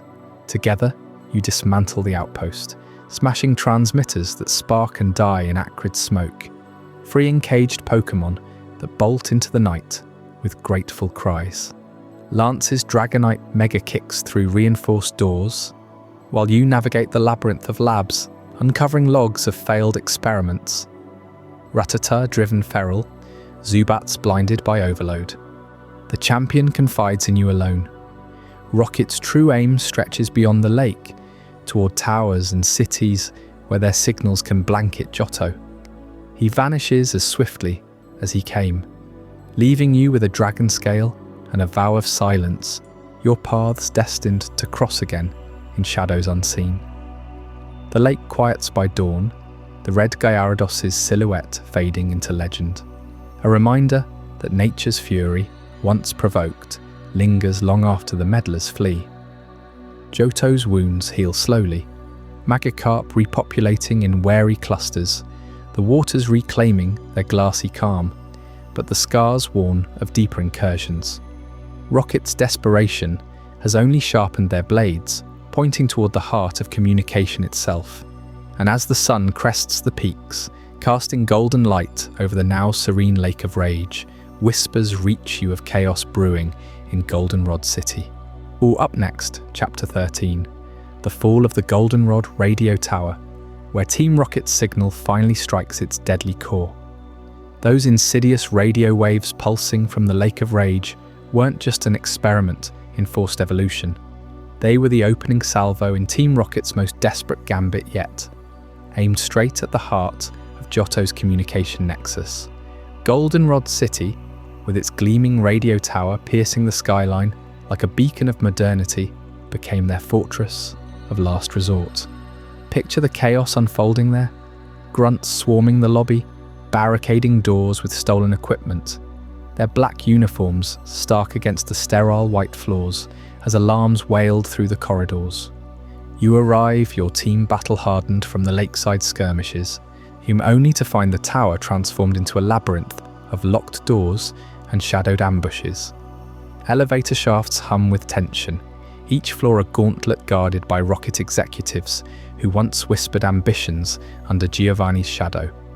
Archer, the cold strategist with his Houndoom at his heels, Ariana, unleashing her venomous Vileplume, Proton, the sly infiltrator with his wheezing clouds billowing like toxic fog, and Petrel, the mimic master cloaked in illusions. They hold the line floor by floor, their voices crackling over intercoms, defiant broadcasts declaring Johto as their new empire. But this isn't the unified machine that terrorized Kanto 3 years prior. Back in Saffron City's Sylph Company, Giovanni's forces moved like a well-oiled syndicate. Scientists splicing Pokémon in hidden labs, hideouts burrowed beneath Celadon Game Corner, a boss whose vision bound them with iron loyalty. Red, the silent prodigy from Pallet Town, shattered that empire single-handedly. Yet Giovanni vanished not in defeat, but to pursue greater shadows, leaving his organization to fester and reform. Here in Johto, the remnants splintered without him. No Viridian Gym overlord pulling strings, just executives squabbling over scraps of power, their plans riddled with overreach. Deeper into the tower you climb, past the director held hostage in a rooftop cage, his pleas drowned out by the hum of massive transmitters. At the summit, their masterstroke unfolds, a global radio plea beamed across Kanto and Johto, crackling with raw desperation. Giovanni, our leader, our vision, return to us. Team Rocket falters without your command. Johto will be ours, the airwaves ours, the world ours once more. The words echo, a siren's call laced with static, pleading for the man who once commanded Persian at his side, who dreamed of Pokémon dominion from his Celadon throne. They hijacked the frequencies to force evolutions at the lake, to jam signals league-wide, all to prove their worth, to summon him back from whatever abyss he wandered. Yet cracks spiderwebbed their facade from the start. In Kanto, Giovanni thrived on subtlety. Mount Moon fossils smuggled under the guise of excavation, cerulean kidnappings masked as research, Sylph Company. Infiltrated through corporate espionage, precision strikes that nearly toppled the League before Red intervened. Johto's branch, fractured exiles, haunted by Kanto's fall, lashing out with brute spectacle. The Lake of Rage poisoned their own ambitions, drawing trainers like you and Lance's forces too soon. Goldenrod's takeover, a public siege alerting every gym leader from Violet City's Faulkner to Ecrotake's Morty. No contingency for a child champion wielding a team forged in Newbark's gentle winds. Their admins, formidable in isolation, falter in coordination, Proton's poisons neutralized by your water types. Ariana's blooms withered by fire from Cyndaquil's lineage. You breach the top, lasers flickering out as the director's key unlocks the final barriers. The executives converge in a last furious stand, their Pokémon unleashed in a frenzy of hyper beams and shadow balls, the tower shaking under the onslaught. Victory comes not in glory, but exhaustion. Their broadcast cut short, Giovanni's silence deafening across the waves. Defeated, they scatter like smoke, but one lingers, their self-appointed new leader, each voice hollow over the fading static. Archer, or perhaps the shifting face of command in Crystal's timeline, steps forward. Team Rocket ends here. No revival, no shadows. Giovanni's dream dies with us. This vow seals it, permanent disbanding, a stark contrast to Kanto's resilient underbelly. Without Giovanni's charisma, their Johto venture crumbled under ego, exposure, and the unyielding tide of new heroes. Ethan, Chris, Lyra, you proved that remnants without a root wither fast. The tower quiets, signals restored to mundane forecasts and league updates, goldenrod's lights twinkling harmlessly once more. As the dust settles and Lance summons you northward, whispers of ancient trials echo from Blackthorn's misty peaks, drawing you toward the Dragon's Den. What secrets guard the Dragon Master's final badge? And what visions of power await in its watery depths? With Team Rocket's echoes fading from the Goldenrod radio tower, your path northward through Johto's icy fringes leads straight to Blackthorn City, a fortress carved from the mountains themselves, where the air hangs thick with mist and the distant roar of hidden beasts. Nestled at the edge of the continent, Blackthorn stands apart from the bustling ports and vibrant markets of the south, its people bound by traditions older than the peaks that shield it. Here, trainers don't chase badges for glory or fame. They inherit a sacred duty, guardians of dragons, that have soared through Johto's sky since the days when the brass tower still dreamed of harmony with the heavens. The dragon tamers trace their lineage back through generations, a bloodline whispered about in Ecritake's shadowed archives, where scrolls speak of ancestors who first tamed the untamable, forging pacts not with Pokeballs alone, but with the very essence of draconic fury. This secretive culture thrives in isolation. Their gym, a towering spire of jagged stone, veiled by perpetual fog rolling in from ice path's frozen caverns. Outsiders rarely glimpse the rituals held under moonlight, where young tamers prove themselves by facing not just wild Dratini in the wilds, but the spirits of dragons long departed. Lance, the future champion, emerged from these very halls, his Dragonite a testament to a heritage that demands perfection, where weakness is not tolerated, and every scale polished to reflect the unyielding will of the tamer. You arrive at Claire's gym, the 8th and final trial before the League. Her presence commanding like a storm about to break. Claire, elder sister to Lance in this ancient line, commands Dragonair and Kingdra with a ferocity born of that same unyielding blood. Her battles aren't spectacles for crowds, they're judgments, each Hydra pump and dragon breath testing if your Pokémon harbour the fire of true kinship or merely the chill of command. When you emerge victorious, her Kingdra collapsing in a swirl of defeated waves, she withholds the rising badge, her eyes narrowing with that trademark skepticism. No mere win suffices here. She demands proof from the heart of Blackthorn's enigma, the Dragon's Den. To reach it, you navigate the gym's back passages, descending into caverns where the walls pulse with geothermal warmth, steam rising from subterranean pools that glow an otherworldly blue. The Dragon's Den lies hidden beneath the city, a labyrinth of dripping stalactites and echoing chambers, accessible only to those deemed worthy by Claire's decree. Legends say it was here, centuries ago, that the first dragon tamers communed with the elder dragons, beings of raw power who could shatter mountains or heal ravaged lands. Whispers persist of a colossal red Gyarados-like entity lurking in the depths, a guardian born from the same rage that stirred the Lake of Rage, but unbound by human schemes. As you step into the flickering torchlight, the trial unfolds not in battle, but in quiet confrontation. An elder dragon master materializes from the gloom, his voice a gravelly rumble that seems to emanate from the stone itself. He poses riddles that pierce the soul. What is the true bond between trainer and Pokémon? Do you tame for conquest or nurture for eternity? Your answers echo through the chambers, judged not by words alone, but by the dragons who circle unseen. A majestic Dragonair emerges from the mist-shrouded pool, its eyes locking onto yours, sensing the rhythm of your heart, the same pulse that synced with your team through Johto's trials, from the roaming beasts to Rocket's downfall. This is the core of the Dragon Tamer's philosophy. A trainer's heart must burn brighter than any type advantage, deeper than any strategy. It's not about dominating the wild fury of a Dragonite's wings or a Tyranitar's quake. It's about harmony, where your will aligns with theirs, turning raw instinct into shared legend. Fail here, and the dragons reject you, their tails lashing whirlwinds that bar the exit. Succeed, and the Dragonair offers a scale, and a shimmering token that softens even the mightiest, proof that you've grasped what Claire's battle alone couldn't reveal. Claire awaits outside, her doubt melting as you present the scale. She bestows the rising badge at last, its emblem rising like a phoenix from the forge of your trials. But this victory signals more than gym completion. It's the pivot into Johto's endgame.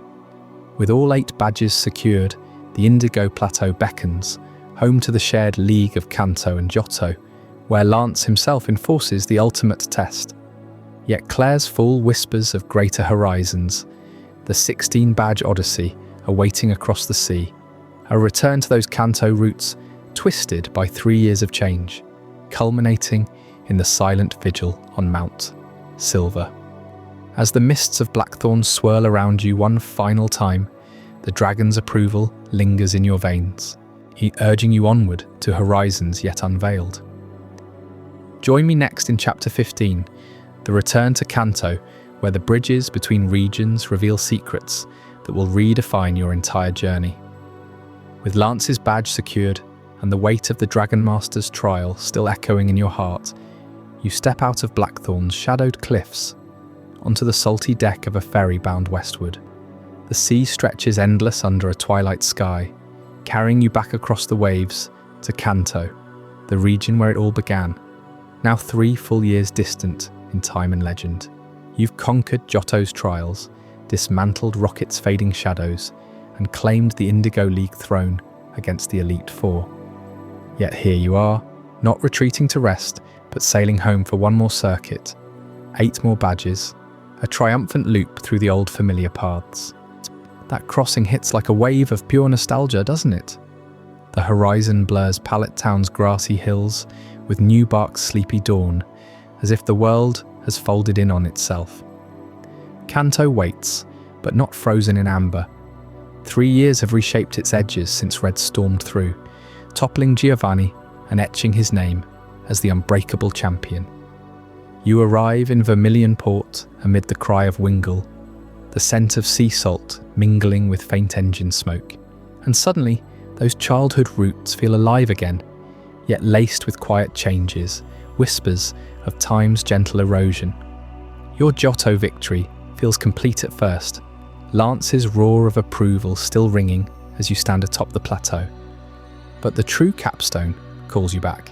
Kanto's gym leaders, their badge is now a badge of mastery unto themselves. It's no grueling gauntlet like before. This is your victory lap, a leisurely parade through a world that's evolved while you were away, taming dragons and beasts. Brock's still there in pewter, his onyx coiling like an old friend, but his gaze holds new respect for the wanderer who circled the league twice over. Misty splashes in cerulean, her water types gleaming under gym lights that hum with upgraded power. Lieutenant Surge crackles in Vermilion, Erica blooms in Celadon, Koga, now evolved from his rocket shadows, strikes from Fuchsia. Sabrina bends minds in Saffron, Blue smirks from Viridian's throne, and Blaine puzzles on Cinnabar's shores. Each badge slots into your case like a missing puzzle piece, not for survival, but celebration. A nod to roots, proving you've outgrown the boy who left Pallet Town with a single starter at your side. These battles unfold against a Kanto subtly transformed, a canvas of forgotten shifts that tug at the heartstrings. Fuchsia's old Safari Zone gates stand barred, overgrown with vines that whisper of closure. Baoba, that eccentric warden with his net and boundless energy, packed up his captures and sailed east years ago, reopening his wild preserves along Johto's rugged coast near Olivine. No more paying entry to chase elusive Dratini or Pinsir in Fuchsia's misty fields. The Pokémon scattered or relocated, leaving the zone a hollow echo. It's as if Kanto exhaled, making room for Johto's own safari rebirth, Baoba's voice booming anew amid crashing waves, his captures now fueling a fresh generation's dreams. Lavender Tower, once haunted by spectral cries, hums as a radio tower now, its ghosts silenced, broadcasting signals that once lured Rocket's downfall. Saffron streets bustle brighter, Silphco towers unscathed since Red's raid, while Cerulean Cave hides deeper secrets for those bold enough post-game. Viridian Gym pulses under Blue's command, Giovanni long vanished into myth, no Rocket boss lurking beneath the game corner anymore. Even the wilds have thinned, paths once teeming with Pidgey and Rattata now carry echoes of your starter's ancient rivals. This lap reveals Kanto not as a relic but a living bridge, sharing the Indigo League with Johto, the only such union in the known world. You sail these seas as Ethan, or Chris, or Lyra, case heavy, with 16 badges total, hearts swelling with the shock of return. It's bittersweet, this homecoming. The simplicity of Gen 1's linear rush yielding to Gen 2's layered tapestry. He eggs hatching new life, roamers thundering free. Yet amid the triumph, subtle scars linger. Agatha's ghost stories fade from her elite foreperch, the battle frontier's blueprints stirring on distant horizons. Red himself, he's vanished to Mount Silver's peaks, a silent vigilante, waiting as your ultimate test. Each gym door you push open revives that first spark, the thrill of Charmander's ember, Squirtle's shell, Bulbasaur's vine, now matured through Johto's trials. The waves that brought you here lap against the hull like applause, urging you onward through a region reborn.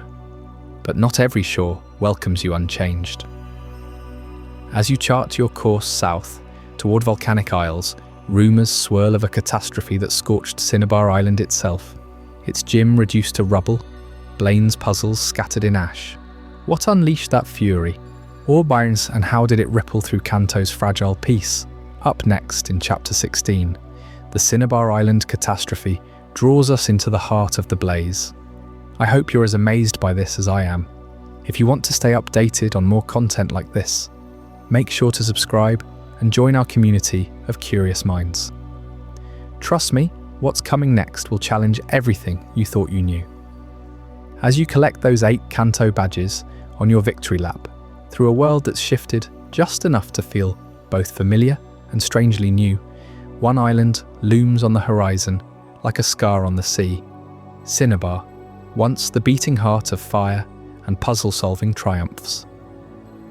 But when your ferry finally docks amid the acrid haze, there's no roaring challenge from Blaine's gym. Instead, the air hangs heavy with sulphur, and the island's historic town lies in smouldering ruin, swallowed by the fury of its own volcano. Picture the Cinnabar of your earliest adventures, that vibrant speck off Kanto's southern coast, alive with the crackle of flames and the ingenuity of trainers testing their wits against scorching riddles. The Pokémon lab there birthed some of the region's greatest minds, poring over fossils unearthed from Pewter's museums and breathing life into ancient bones like Kabuto and Omanite. Trainers flocked to Blaine the Quizmaster, whose gym demanded not just battling prowess, but a sharp mind to unlock doors veiled in fire-type fury. Arcanine howled through labyrinthine halls, Rapidash stamped embers into the stone floors, and at the heart of it all stood Blaine himself, spectacles glinting, riddles spilling from his lips like molten lava. That was the Cinnabar, you knew, thriving on the edge of eruption for generations. Legends whisper that the island itself was forged from the planet's fiery core, a dormant giant cradled by the sea, its slopes dotted with onyx black rocks and pockets of geothermal vents that hissed steam into the salty breeze. The town hugged the volcano's base, buildings of reinforced stone and thatch roofs painted in reds and oranges to honour the flames within. Markets bustled with vendors, hawking firestones and charcoal, while fishermen hauled in prizes from waters warmed by undersea heat. It was a place where earth and fire danced in harmony, a testament to humanity's bold perch on nature's razor edge. Then, in the mere span of 3 years, the same fragile window between your Johto triumphs and this return, the balance shattered. Sometime after Red claimed his Indigo Championship and the world caught its breath, Cinnabar's volcano stirred from slumber. Not with a whimper, but a cataclysmic roar that reshaped the island overnight. Eyewitness accounts, pieced together from survivors' tales in Fuchsia City's taverns, paint a night of unrelenting terror.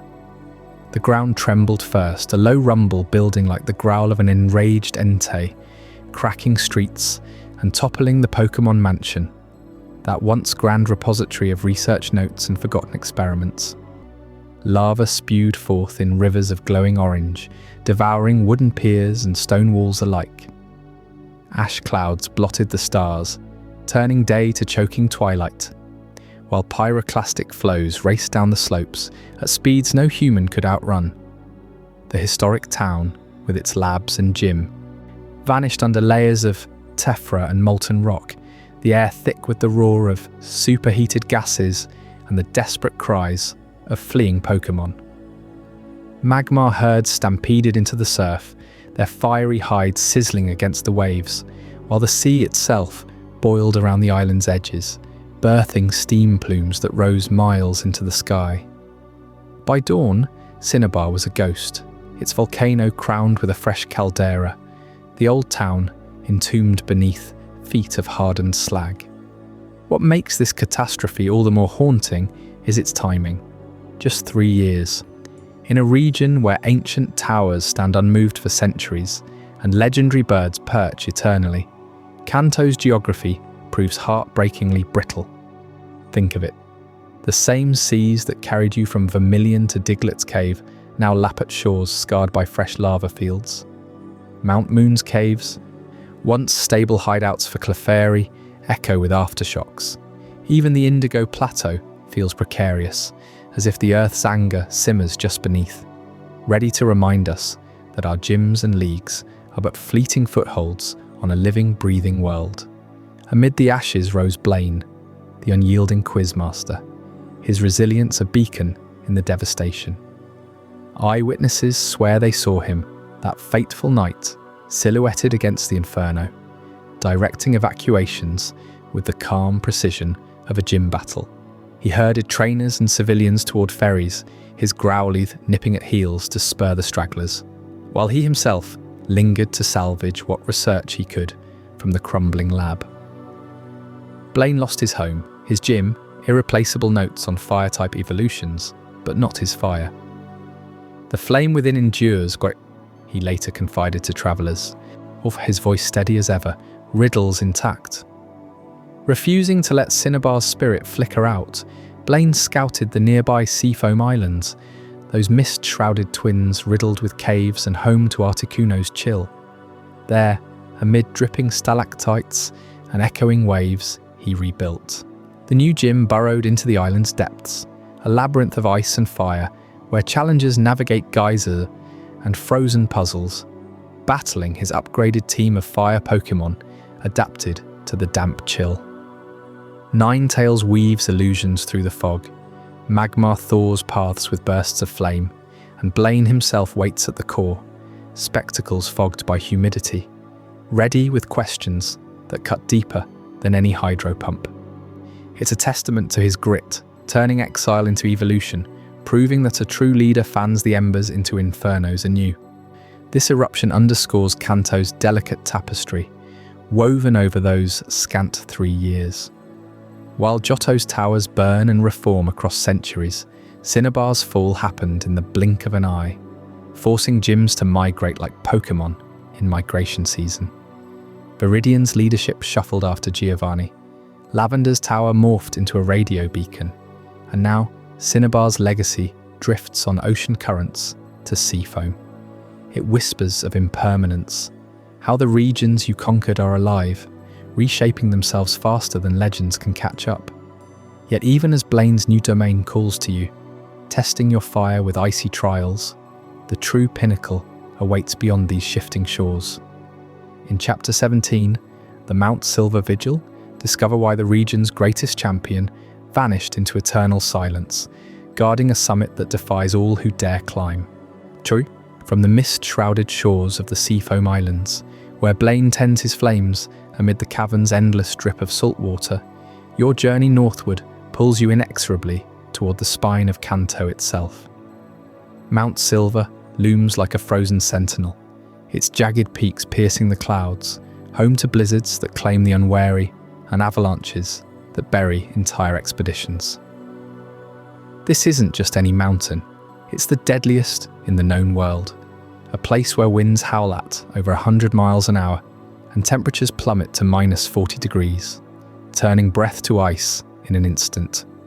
And yet, atop its summit, in a cave etched by centuries of unrelenting fury, dwells Red, the boy from Pallet Town who toppled Team Rocket, conquered the Elite Four, and claimed the title of champion. Why would he choose this frozen hell as his eternal vigil? Red's exile begins in the quiet aftermath of glory. 3 years have passed since his triumph in Kanto, the world hailing him as the unbreakable trainer who dismantled Giovanni's empire single-handedly. Gym leaders bowed, badges gleamed on his jacket, and Professor Oak himself declared him the pinnacle of human Pokémon bonds. But fame hollowed him out. The Indigo Plateau, once the summit of his dreams, felt like a plateau indeed. Flat, unchallenging, surrounded by trainers who could never match his fire.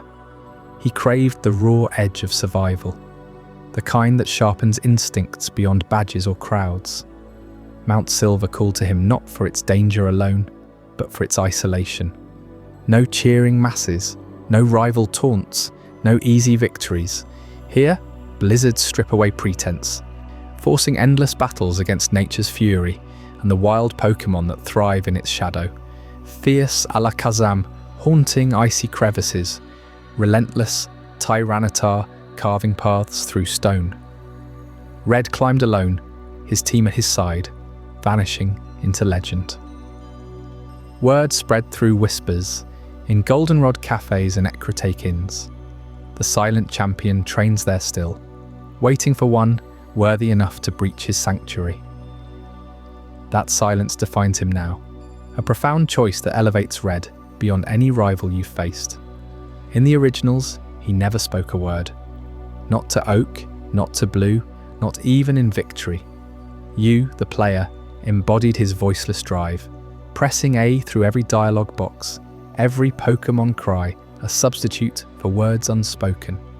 But on Mount Silver, that muteness transforms into mythic power. He becomes the ultimate final boss. He not through bombast or schemes like Team Rocket's, but through sheer, unyielding presence. No intro monologue, no boasts, just 6 shadowed figures emerging from the gloom, eyes glowing with battle-hardened resolve. Defeating Lance, the Dragon Master himself, was your rite of passage to champion. Collecting Kanto's faded badges was nostalgia's echo. But Red? He's the test of transcendence. Only by sailing from Johto, revisiting a Kanto warped by time, Viridian's gym under temporary stewardship, Cinnabar's ruins reborn, hears the call to this peak. His vigil questions everything. Are you truly the best or just the latest in a line? His silence screams louder than any roar, a reminder that true mastery speaks through action alone. Peer closer at the team he wields, weathered by 3 years of mountain torment, in each member a thread woven back to Pallet Town's humble origins. Leading the charge is Pikachu, level 81, its fur matted with frost, sparks crackling like distant thunder. The same electric companion from Professor Oak's lab, or Yellow's gift, now a thunder god forged in isolation. Flanking it, the fully evolved starters, Venusaur, its bulb scarred by hailstorms, yet pulsing with verdant life. Charizard, wings etched with wind-whipped tears, flames undimmed by eternal winter. Blastoise, shell cracked and reforged tougher than cerulean steel. Snorlax slumbers no more in roadside naps, now a hulking guardian, belly rumbling like shifting glaciers, and Lapra, the gentle fairy of Sylph Company's reward, glides through blizzards with a mournful song, its hide toughened by countless crossings of treacherous passes. Everyone ties to Palette's legacy, Oak's starters, the fruits of Kanto's earliest quests. These aren't shiny prizes or legendaries summoned from myth. They're the everyday miracles elevated to demigods, battered by Silver's gales, yet unbreakable. Red's choice mirrors his own path, from a town's edge to the world's roof, proving that the simplest bonds, tempered by trial, conquer all. Imagine the ascent, your team huddled against gales that fling snow like shrapnel. Vision blurred to white, every step a gamble on crumbling ledges. Trainers fallen before you litter the tails. Some turn back at the base, others lost to rock slides, echoing like Pokémon roars. But you press on, heart sinking with the mountain's pulse, until the cave mouth yawns open. There he stands, cap shadowing eyes that have seen too much, no words exchanged. The battle unfolds in hushed fury, Pikachu's thunderbolts lighting the ice like auroras, Charizard's flamethrower melting stalactites in cascades. Victory comes not easily. His squad hits like an avalanche, forcing every switch, every heal, with precision, born of desperation. When Pikachu falls last, Red tips his cap, a silent nod, the only farewell. He turns back to his vigil, as if you were but a passing storm. This encounter cements Mount Silver as more than a post-game footnote. It's the saga's soul, bridging Kanto's raw beginnings to Johto's layered wonders. Red's exile symbolizes the endless climb of every trainer, the champion who waits, ever silent, ensuring no one rests too long on laurels. His palette-rooted team whispers of home amid the heights, a nostalgic anchor in the chill. As you descend, badges totaling 16 heavy in your pack, the world feels remade, Giovanni's shadow fully banished, Lance's dragons humbled. Yet legends like Red's don't end in solitude. They spark new eras, where victories breed legacies of their own. What revolutionary shift let trainers harness the miracle of eggs, turning triumphs into generations? We'll unravel that in Chapter 18, The Breeding Revolution. As the echoes of your final battle with Red fade into the swirling mists of Mount Silver, you descend that unforgiving peak, badges from both regions gleaming on your case, a true master of 16 trials. But the world doesn't end there. Something profound stirs in the shadows of Johto's quiet corners, a secret that rewrites the very essence of Pokémon companionship. Pokémon eggs, they weren't always part of the journey. No trainer in Kanto ever whispered about them, never cradled that fragile promise of new life in their arms. Yet here, 3 years after Red's triumphs, you receive one as your prize from the heart of the region itself. Picture Professor Elm's lab in New Barktown, that humble starting point where your adventure ignited. He's frantic, his voice trembling as he explains the theft. A pristine white egg, snatched by your sharp-eyed rival, Silver. You chase him down, through the misty roots and shadowed caves, until you reclaim it from his grasp in Violet City. Cradling that egg feels different from any Pokéball. It's warm against your skin, pulsing faintly, with an inner rhythm, like the heartbeat of something ancient awakening. When it finally hatches under your care, out tumbles Togepi. He's that wide-eyed miracle with its noble crest and perpetual yawn. No one saw this coming. Togepi wasn't in the Pokédex of Kanto's wilds. It didn't roam the grasses of Palette Town or hide in Viridian Forest. This little creature marked the dawn of something revolutionary, proof that Pokémon could bring forth new life, not just through captures or evolutions, but through birth. Word spreads like wildfire through Johto's trainer circles. Elm pores over his notes, eyes wide with wonder. This changes everything, he mutters, scribbling furiously. Trainers who once thought Pokémon sprang fully formed from the wild now question their assumptions. How had no one noticed before? In Kanto, the Pokédex catalogued 151 species, each a solitary wanderer or pack hunter, battling for survival in a world of gyms and leagues. Like eggs shattered that isolation. Suddenly Pokémon weren't just partners in battle, they were families. Togepi, with its innocent coos and shimmering eggshell motif, became the ambassador of this shift, a symbol of innocence reborn in a region still healing from Rocket's shadows. But the true catalyst lay tucked away in the countryside, far from the spotlight of gyms and towers. The daycare. You stumble upon it first on Route 34, just beyond Violet City, where an old couple tends to a sprawling pasture under the open sky. "Leave your Pokémon with us," the man says with a knowing smile, his hands weathered from decades of care. "They'll frolic and play, and who knows what might happen." You hand over two of your team, perhaps a weary Pidgey and a stubborn Geodude, expecting rest and a modest level grind. Days later, you return to find not just stronger Pokémon, but an egg clutched in your arms. The old woman chuckles softly. They really get along well, those two. This wasn't mere babysitting.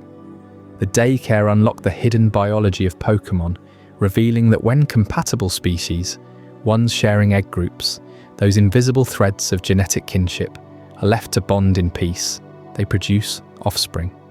No fanfare, no rituals, just the quiet miracle of nature. The couple explains it simply.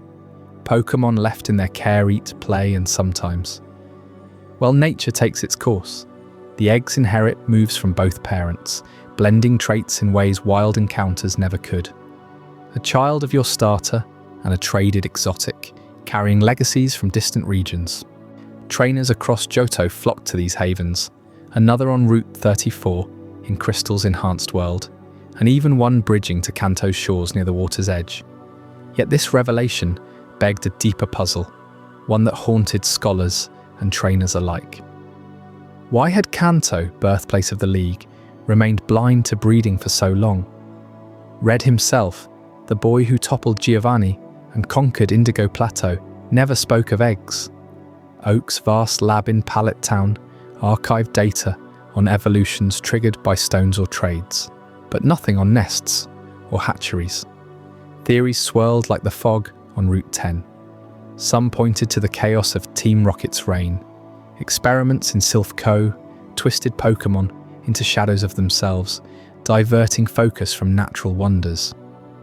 Others whispered of cultural divides. Kanto's trainers, forged in the fire of 8 gyms and relentless challenges, viewed Pokémon as warriors first, companions second. Bonding took a backseat to badges. Delve deeper and environmental clues emerge. Kanto's landscape, scarred by urban sprawl from Saffron to Celadon, left little room for the pastoral serenity breeding demands. No vast daycares dotted its routes. The safari zone catered to captures, not cultivation, its herds more spectacle than sanctuary. Johto, with its ancient towers and whispering windswept plains, preserved pockets of untouched harmony, places where Pokémon could retreat from human ambition. Baoba, that grizzled safari veteran, even transplanted his vision to Johto's plains, but it was the daycare couples who truly bridged the gap. They predated Elm's discovery, their methods passed down through generations, could perhaps echoing forgotten rites from the Bell Towers era, when Ho-Oh blessed cycles of life and rebirth. The impact rippled outward, transforming training forever. Eggs hatched into babies, those pint-sized precursors like Cleffa or Igglybuff, demanding special care. Their cries a tender reminder of vulnerability. Level them wrong, and they sulk. Nurture them right, and loyalty blooms eternal. Movesets evolved too, no longer locked to wild luck, but crafted through deliberate pairings. A Pikachu inheriting Surf from a traded Poliwag, unthinkable in Kanto's era. Even legendaries stirred debate. Could the roaming beasts of Johto's towers one day yield eggs? The daycare's old man shakes his head mysteriously. Some things stay wild. Kanto trainers, hearing tales from returning Johto champions, scrambled to adapt. Viridian Gym, to under new stewardship post-Giovanni, buzzed with whispers of imported eggs. Blaine rebuilding from Cinnabar's ashes, pondered if his fiery, growly line could blend with Seafoam's icy kin. The shared Indigo League became a melting pot, where Gen 1 veterans faced teams swollen with bred powerhouses.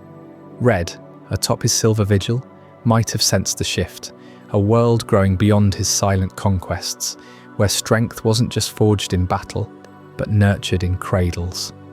This breeding revolution didn't just add mechanics, it humanized Pokémon. They weren't infinite resources from tall grass. They were lineages, stories etched in shells and cries.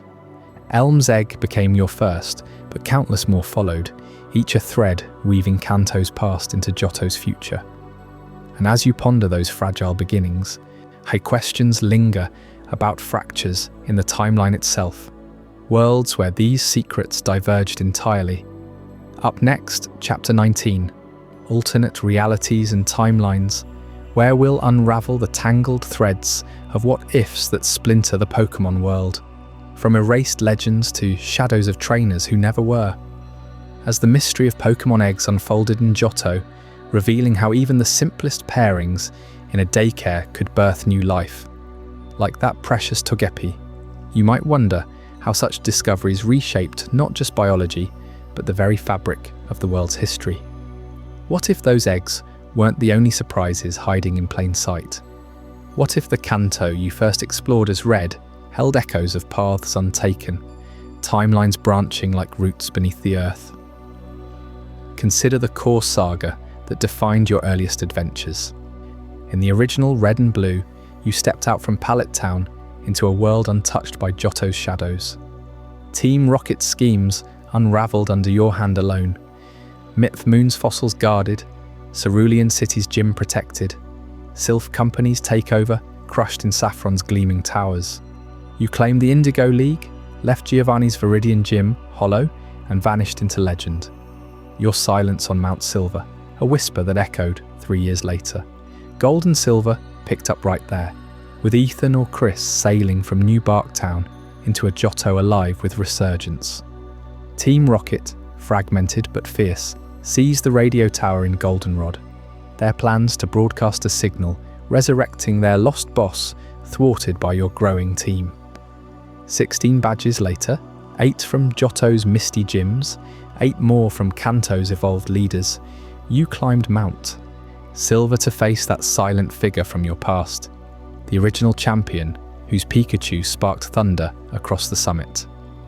Yellow wove in closer still, your Pikachu refusing its Pokeball, a loyal spark from the start.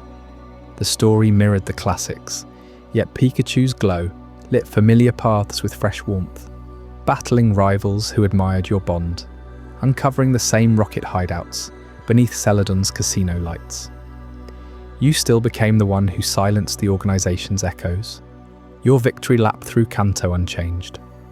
Red awaited on that snowy peak, his team a testament to untamed power, 6 Pokémon roaring with the fury of a trainer who spoke through battles alone.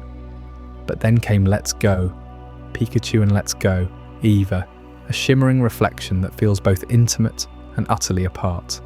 Here you aren't Red, you're Chase or Elaine, a fresh face from Pallet Town in a Kanto bathed in sunlight, where wild Pokémon approach as friends rather than foes. No random encounters grind the trails, instead you befriend them mid-stride, tossing Pokeballs in rhythmic dances that echo the thrill of capture without the clash. Team Rocket rises the same, Giovanni's shadow over Viridian, hideouts pulsing with stolen Pokémon, but you dismantle them with a partner Pikachu or Eevee at your side, their evolutions unfolding in ways that feel personal, alive. The Elite Four falls, Mewtwo stirs in Cerulean Cave's depths, yet Mount Silver, no Red stands sentinel. His legend precedes you, murals in stadiums depicting a boy who conquered long ago, but he's absent, a ghost in the machine. This divergence pulls at the threads of canon. In Gold and Silver's timeline, Red's victory defines Year Zero. In Johto blooms 3 years on, with Kanto's gyms reshuffled, Agatha briefly helming Viridian, towers transformed from graves to broadcasts. Chase and Elaine, though, wander a Kanto where Red's fame is etched in stone, yet his presence fades. No exile on Mount Silver for them to challenge, no silent rival capping their journey. Instead, Green, your rival's evolution, beckons post-game, her team a bridge to futures untold. How can both be true? The Pokémon Tower in Lavender stands repurposed as a radio hub before Johto's events in one breath, yet persists as a spectral haunt in another. Enter the multiverse, that elegant theory whispering through the game's seams. Picture timelines not as a straight path from Palette to Indigo Plateau, but as a web, each release a new strand. Gen 1's Kanto held no trace of Johto's beasts, no roaming Raikou crackling across routes, no Suicune gliding through mist-shrouded waters, no Entei's blaze scorching the plains. Why? Because in Red, Blue and Yellow's reality, the Bell Tower and Brass Tower stood unburned, their ancient pact with Ho-Oh and Lugia unbroken. No fire ravaged Ikritake centuries back, no legendary trio awakened to roam. Those Pokémon simply didn't exist yet in that branch. Eggs unhatched, legends dormant. Let's Go leans into this further. A polished echo of Yellow where Pikachu or Eevee leads, but wild friends flock without battle. Alolan forms slip in like visitors from distant shores. Chase and Elaine thrive in a world post-Red. His badge quests complete, his shadow long cast. Team Rocket crumbles without mention of future resurgences. Yes, the Safari Zone lingers open, Baoba's wards yet to migrate westward. Its Kanto preserved in amber, Gen 1's purity amplified, yet Johto's influences peek through. Eggs nestling in daycares, breeding a quiet revolution absent from the originals. These splits explain the absences that nagged longtime fans. Gen 1's decks capped mysteriously at 151, blind to the evolutions and kin waiting in Johto's cradle. Chikorita's leaves, Cyndaquil's embers, Totodile's jaws, nowhere in Kanto's skies or seas. The multiverse theory mends it, parallel worlds where the Brass Tower's flames ignited differently, birthing roamers in one timeline, sealing them in another. Red's Mount Silver vigil anchors the gold-silver chain, but in Let's Go's glow, that peak slumbers empty, Chase or Elaine etching their own legend instead. I feel the nostalgia settle like evening fog over Viridian Forest. That first Game Boy screen, pixels flickering with Pikachu's cry in yellow, felt singular, eternal. Then Silver's radio tower hummed 3 years ahead. Red's silhouette against Blizzard wins a payoff to innocence lost. Let's Go reframes it. Chase strolling routes where Pidgey hops forward eagerly. Elaine's Eevee evolving under stadium lights, while Red's tale echoes from NPCs like a half-remembered dream. Giovanni departs reformed, his Persian at heel, no Johto comeback looming. The Indigo League shines shared between regions. Yet in this branch, Kanto stands alone. Johto a whisper on the horizon. These alternate realities deepen the lore's allure, showing how one choice, a Pikachu's refusal, a friendship mechanic, a missing rival, splinters the world. I read as eternal champion in one, precursor legend in another. Eggs hatching Togepi in Johto's dawn, absent from Gen 1's close. The multiverse doesn't shatter canon, it expands it, each game a facet of eternity, where your journey lives forever, slightly shifted. And as these timelines weave their secrets, they point back further still, to ties binding Kanto and Johto, not just to each other, but to an ancient world long buried. Up next, Chapter 20. The Ancient World Ties reveals how cataclysmic wars and primordial forces shape the ground beneath your feet, luring you deeper into eras where legends weren't born. They were forged in fire and forgotten time. Yet beneath these tangled timelines where Chase and Elaine chase shadows of Red's glory, the true foundations of Kanto and Johto whisper of wars far older than any trainer's triumph. 3,000 years before you ever set foot in Pallet Town, a cataclysm in distant Kalos rippled across the continents, binding the fates of these neighbouring lands in ways the Indigo League could never sever. Picture the air thick with the hum of ancient energies as King AZ unleashed his ultimate weapon, a towering machine fueled by the life force of countless Pokémon. This wasn't mere destruction, it was a reset, a furious purge that fossilized armies in eternal stone, their petrified forms later unearthed in Kalus's failing labyrinth. But the shockwaves didn't stop at those borders. They carved subtle scars into the earth of what would become Kanto and Johto, influencing migrations of Pokémon that would one day roam Viridian Forest or the shores of Kianwood. You feel it in the shared pulse of the Indigo Plateau.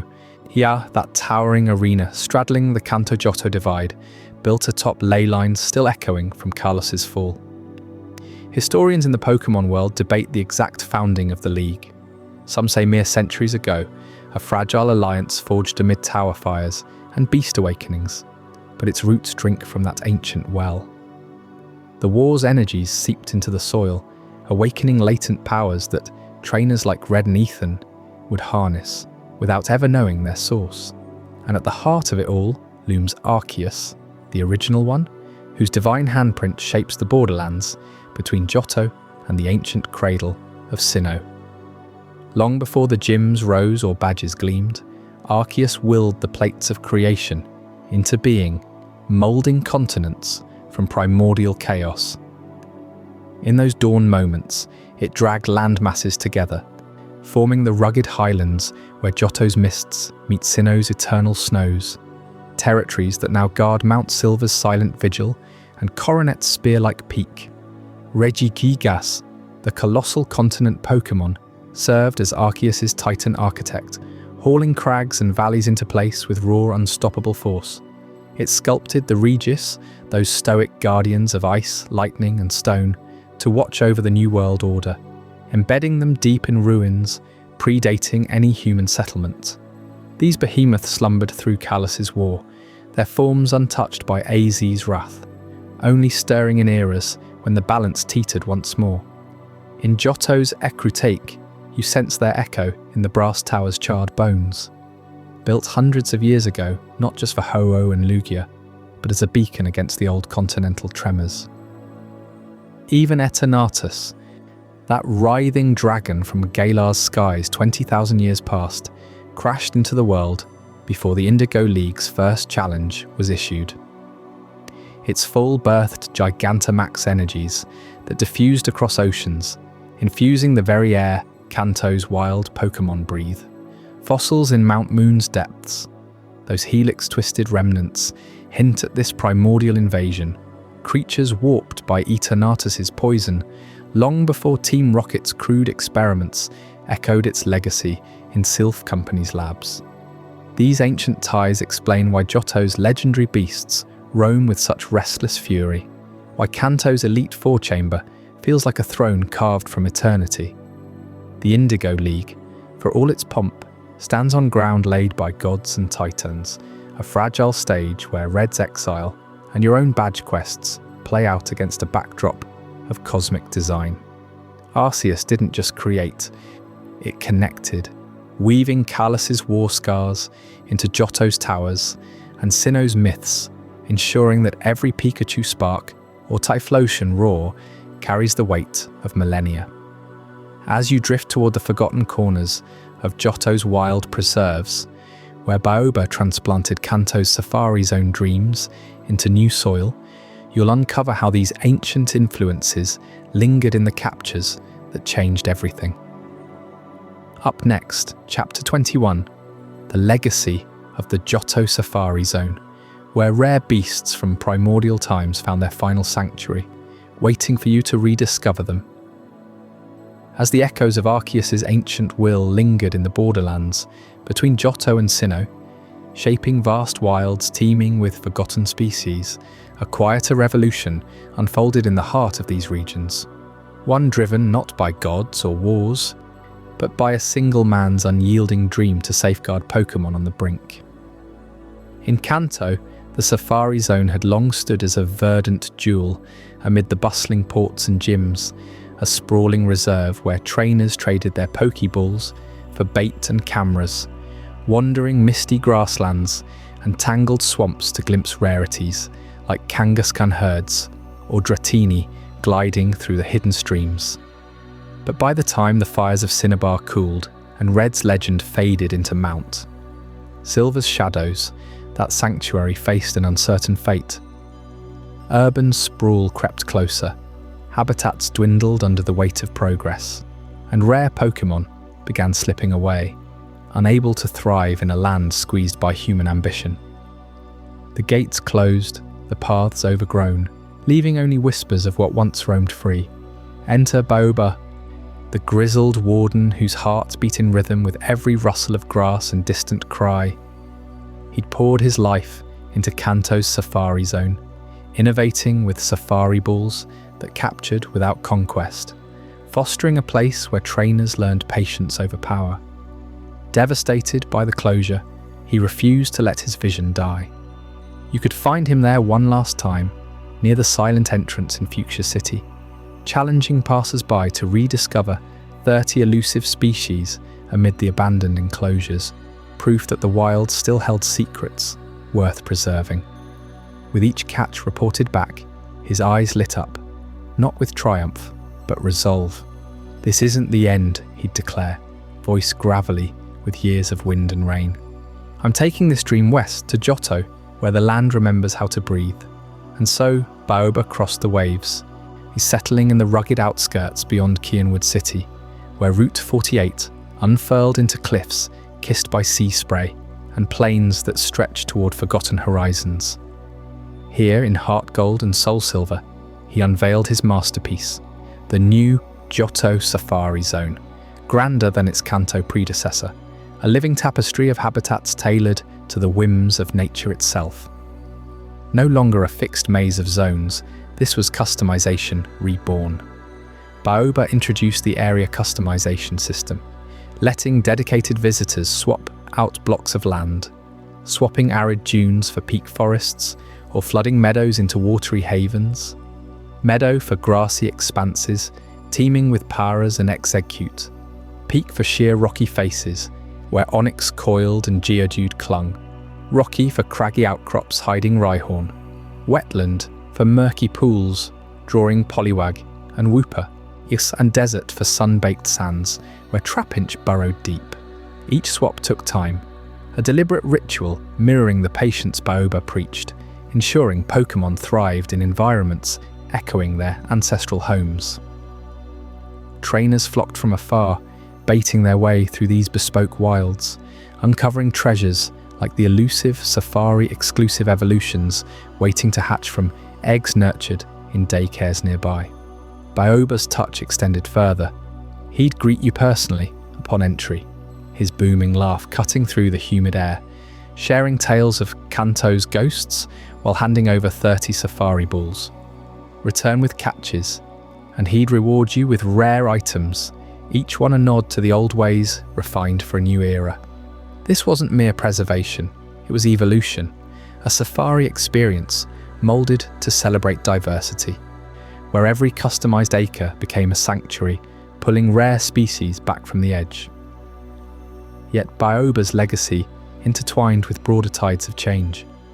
Back in Kanto, the old Safari Zone gate transformed into the Pal Park, a shimmering portal in diamond, pearl, platinum and beyond, a migratory haven where Pokémon from distant Sinnoh crossed over, not for capture, but reunion. Trainers could lure their beloved companions from other regions with the right bait, watching them emerge from dimensional rifts into familiar waters or fields. It marked the end of the safari era in Kanto proper, but Baoba's influence pulsed through it. The Pal Park preserved the spirit of observation over domination, a gentle handoff ensuring rare species like Tauros or Scyther found new homes across the seas. Why Johto, though?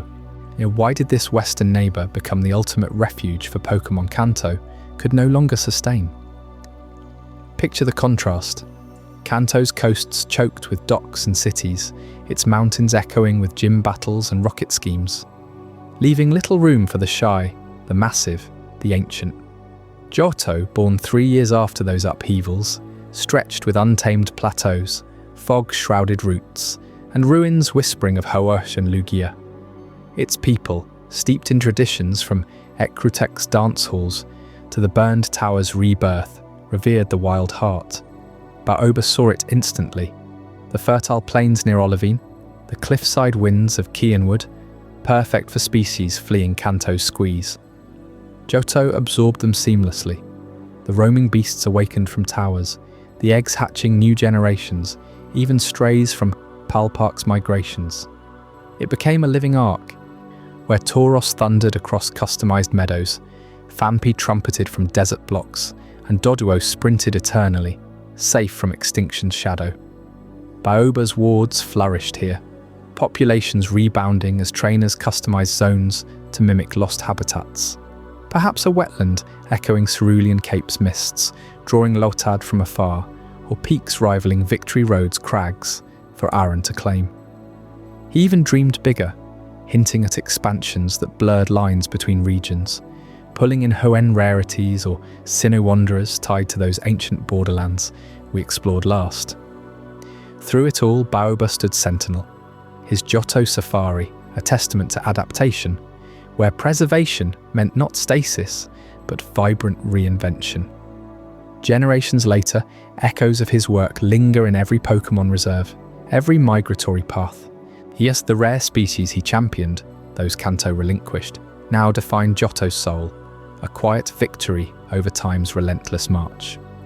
But as Baoba's sanctuaries secured the wilds, another shadow loomed eternal, a rivalry forged in silence and summit snows. Stay with me for Chapter 22, the eternal rivalry, where we uncover the clash that redefined champions forever. As the Palpark took over from those old safari zones, carrying forward Baoba's dream of safeguarding the rarest Pokémon across borders, it mirrored something even grander in these intertwined lands. The way Kanto and Johto preserved their greatest legends, not in enclosures, but etched into the peaks and plateaus where trainers etched their names into eternity. Red, the boy from Pallet Town, who single-handedly dismantled Team Rocket's empire 3 years earlier, he had already vanished into legend by the time a new trainer stepped out from New Barktown. You know the path, Ethan or perhaps Chris or Lyra, clutching that stolen Togepi egg, racing against their silver-haired rival to reclaim the region's heart. But what elevated their journey beyond any other was the shadow of that prior champion looming over every step, the silent figure waiting at the summit of Mount Silver, where blizzards howl and no words are needed. This new hero didn't just claim the Indigo League throne by toppling Lance and the Elite Four.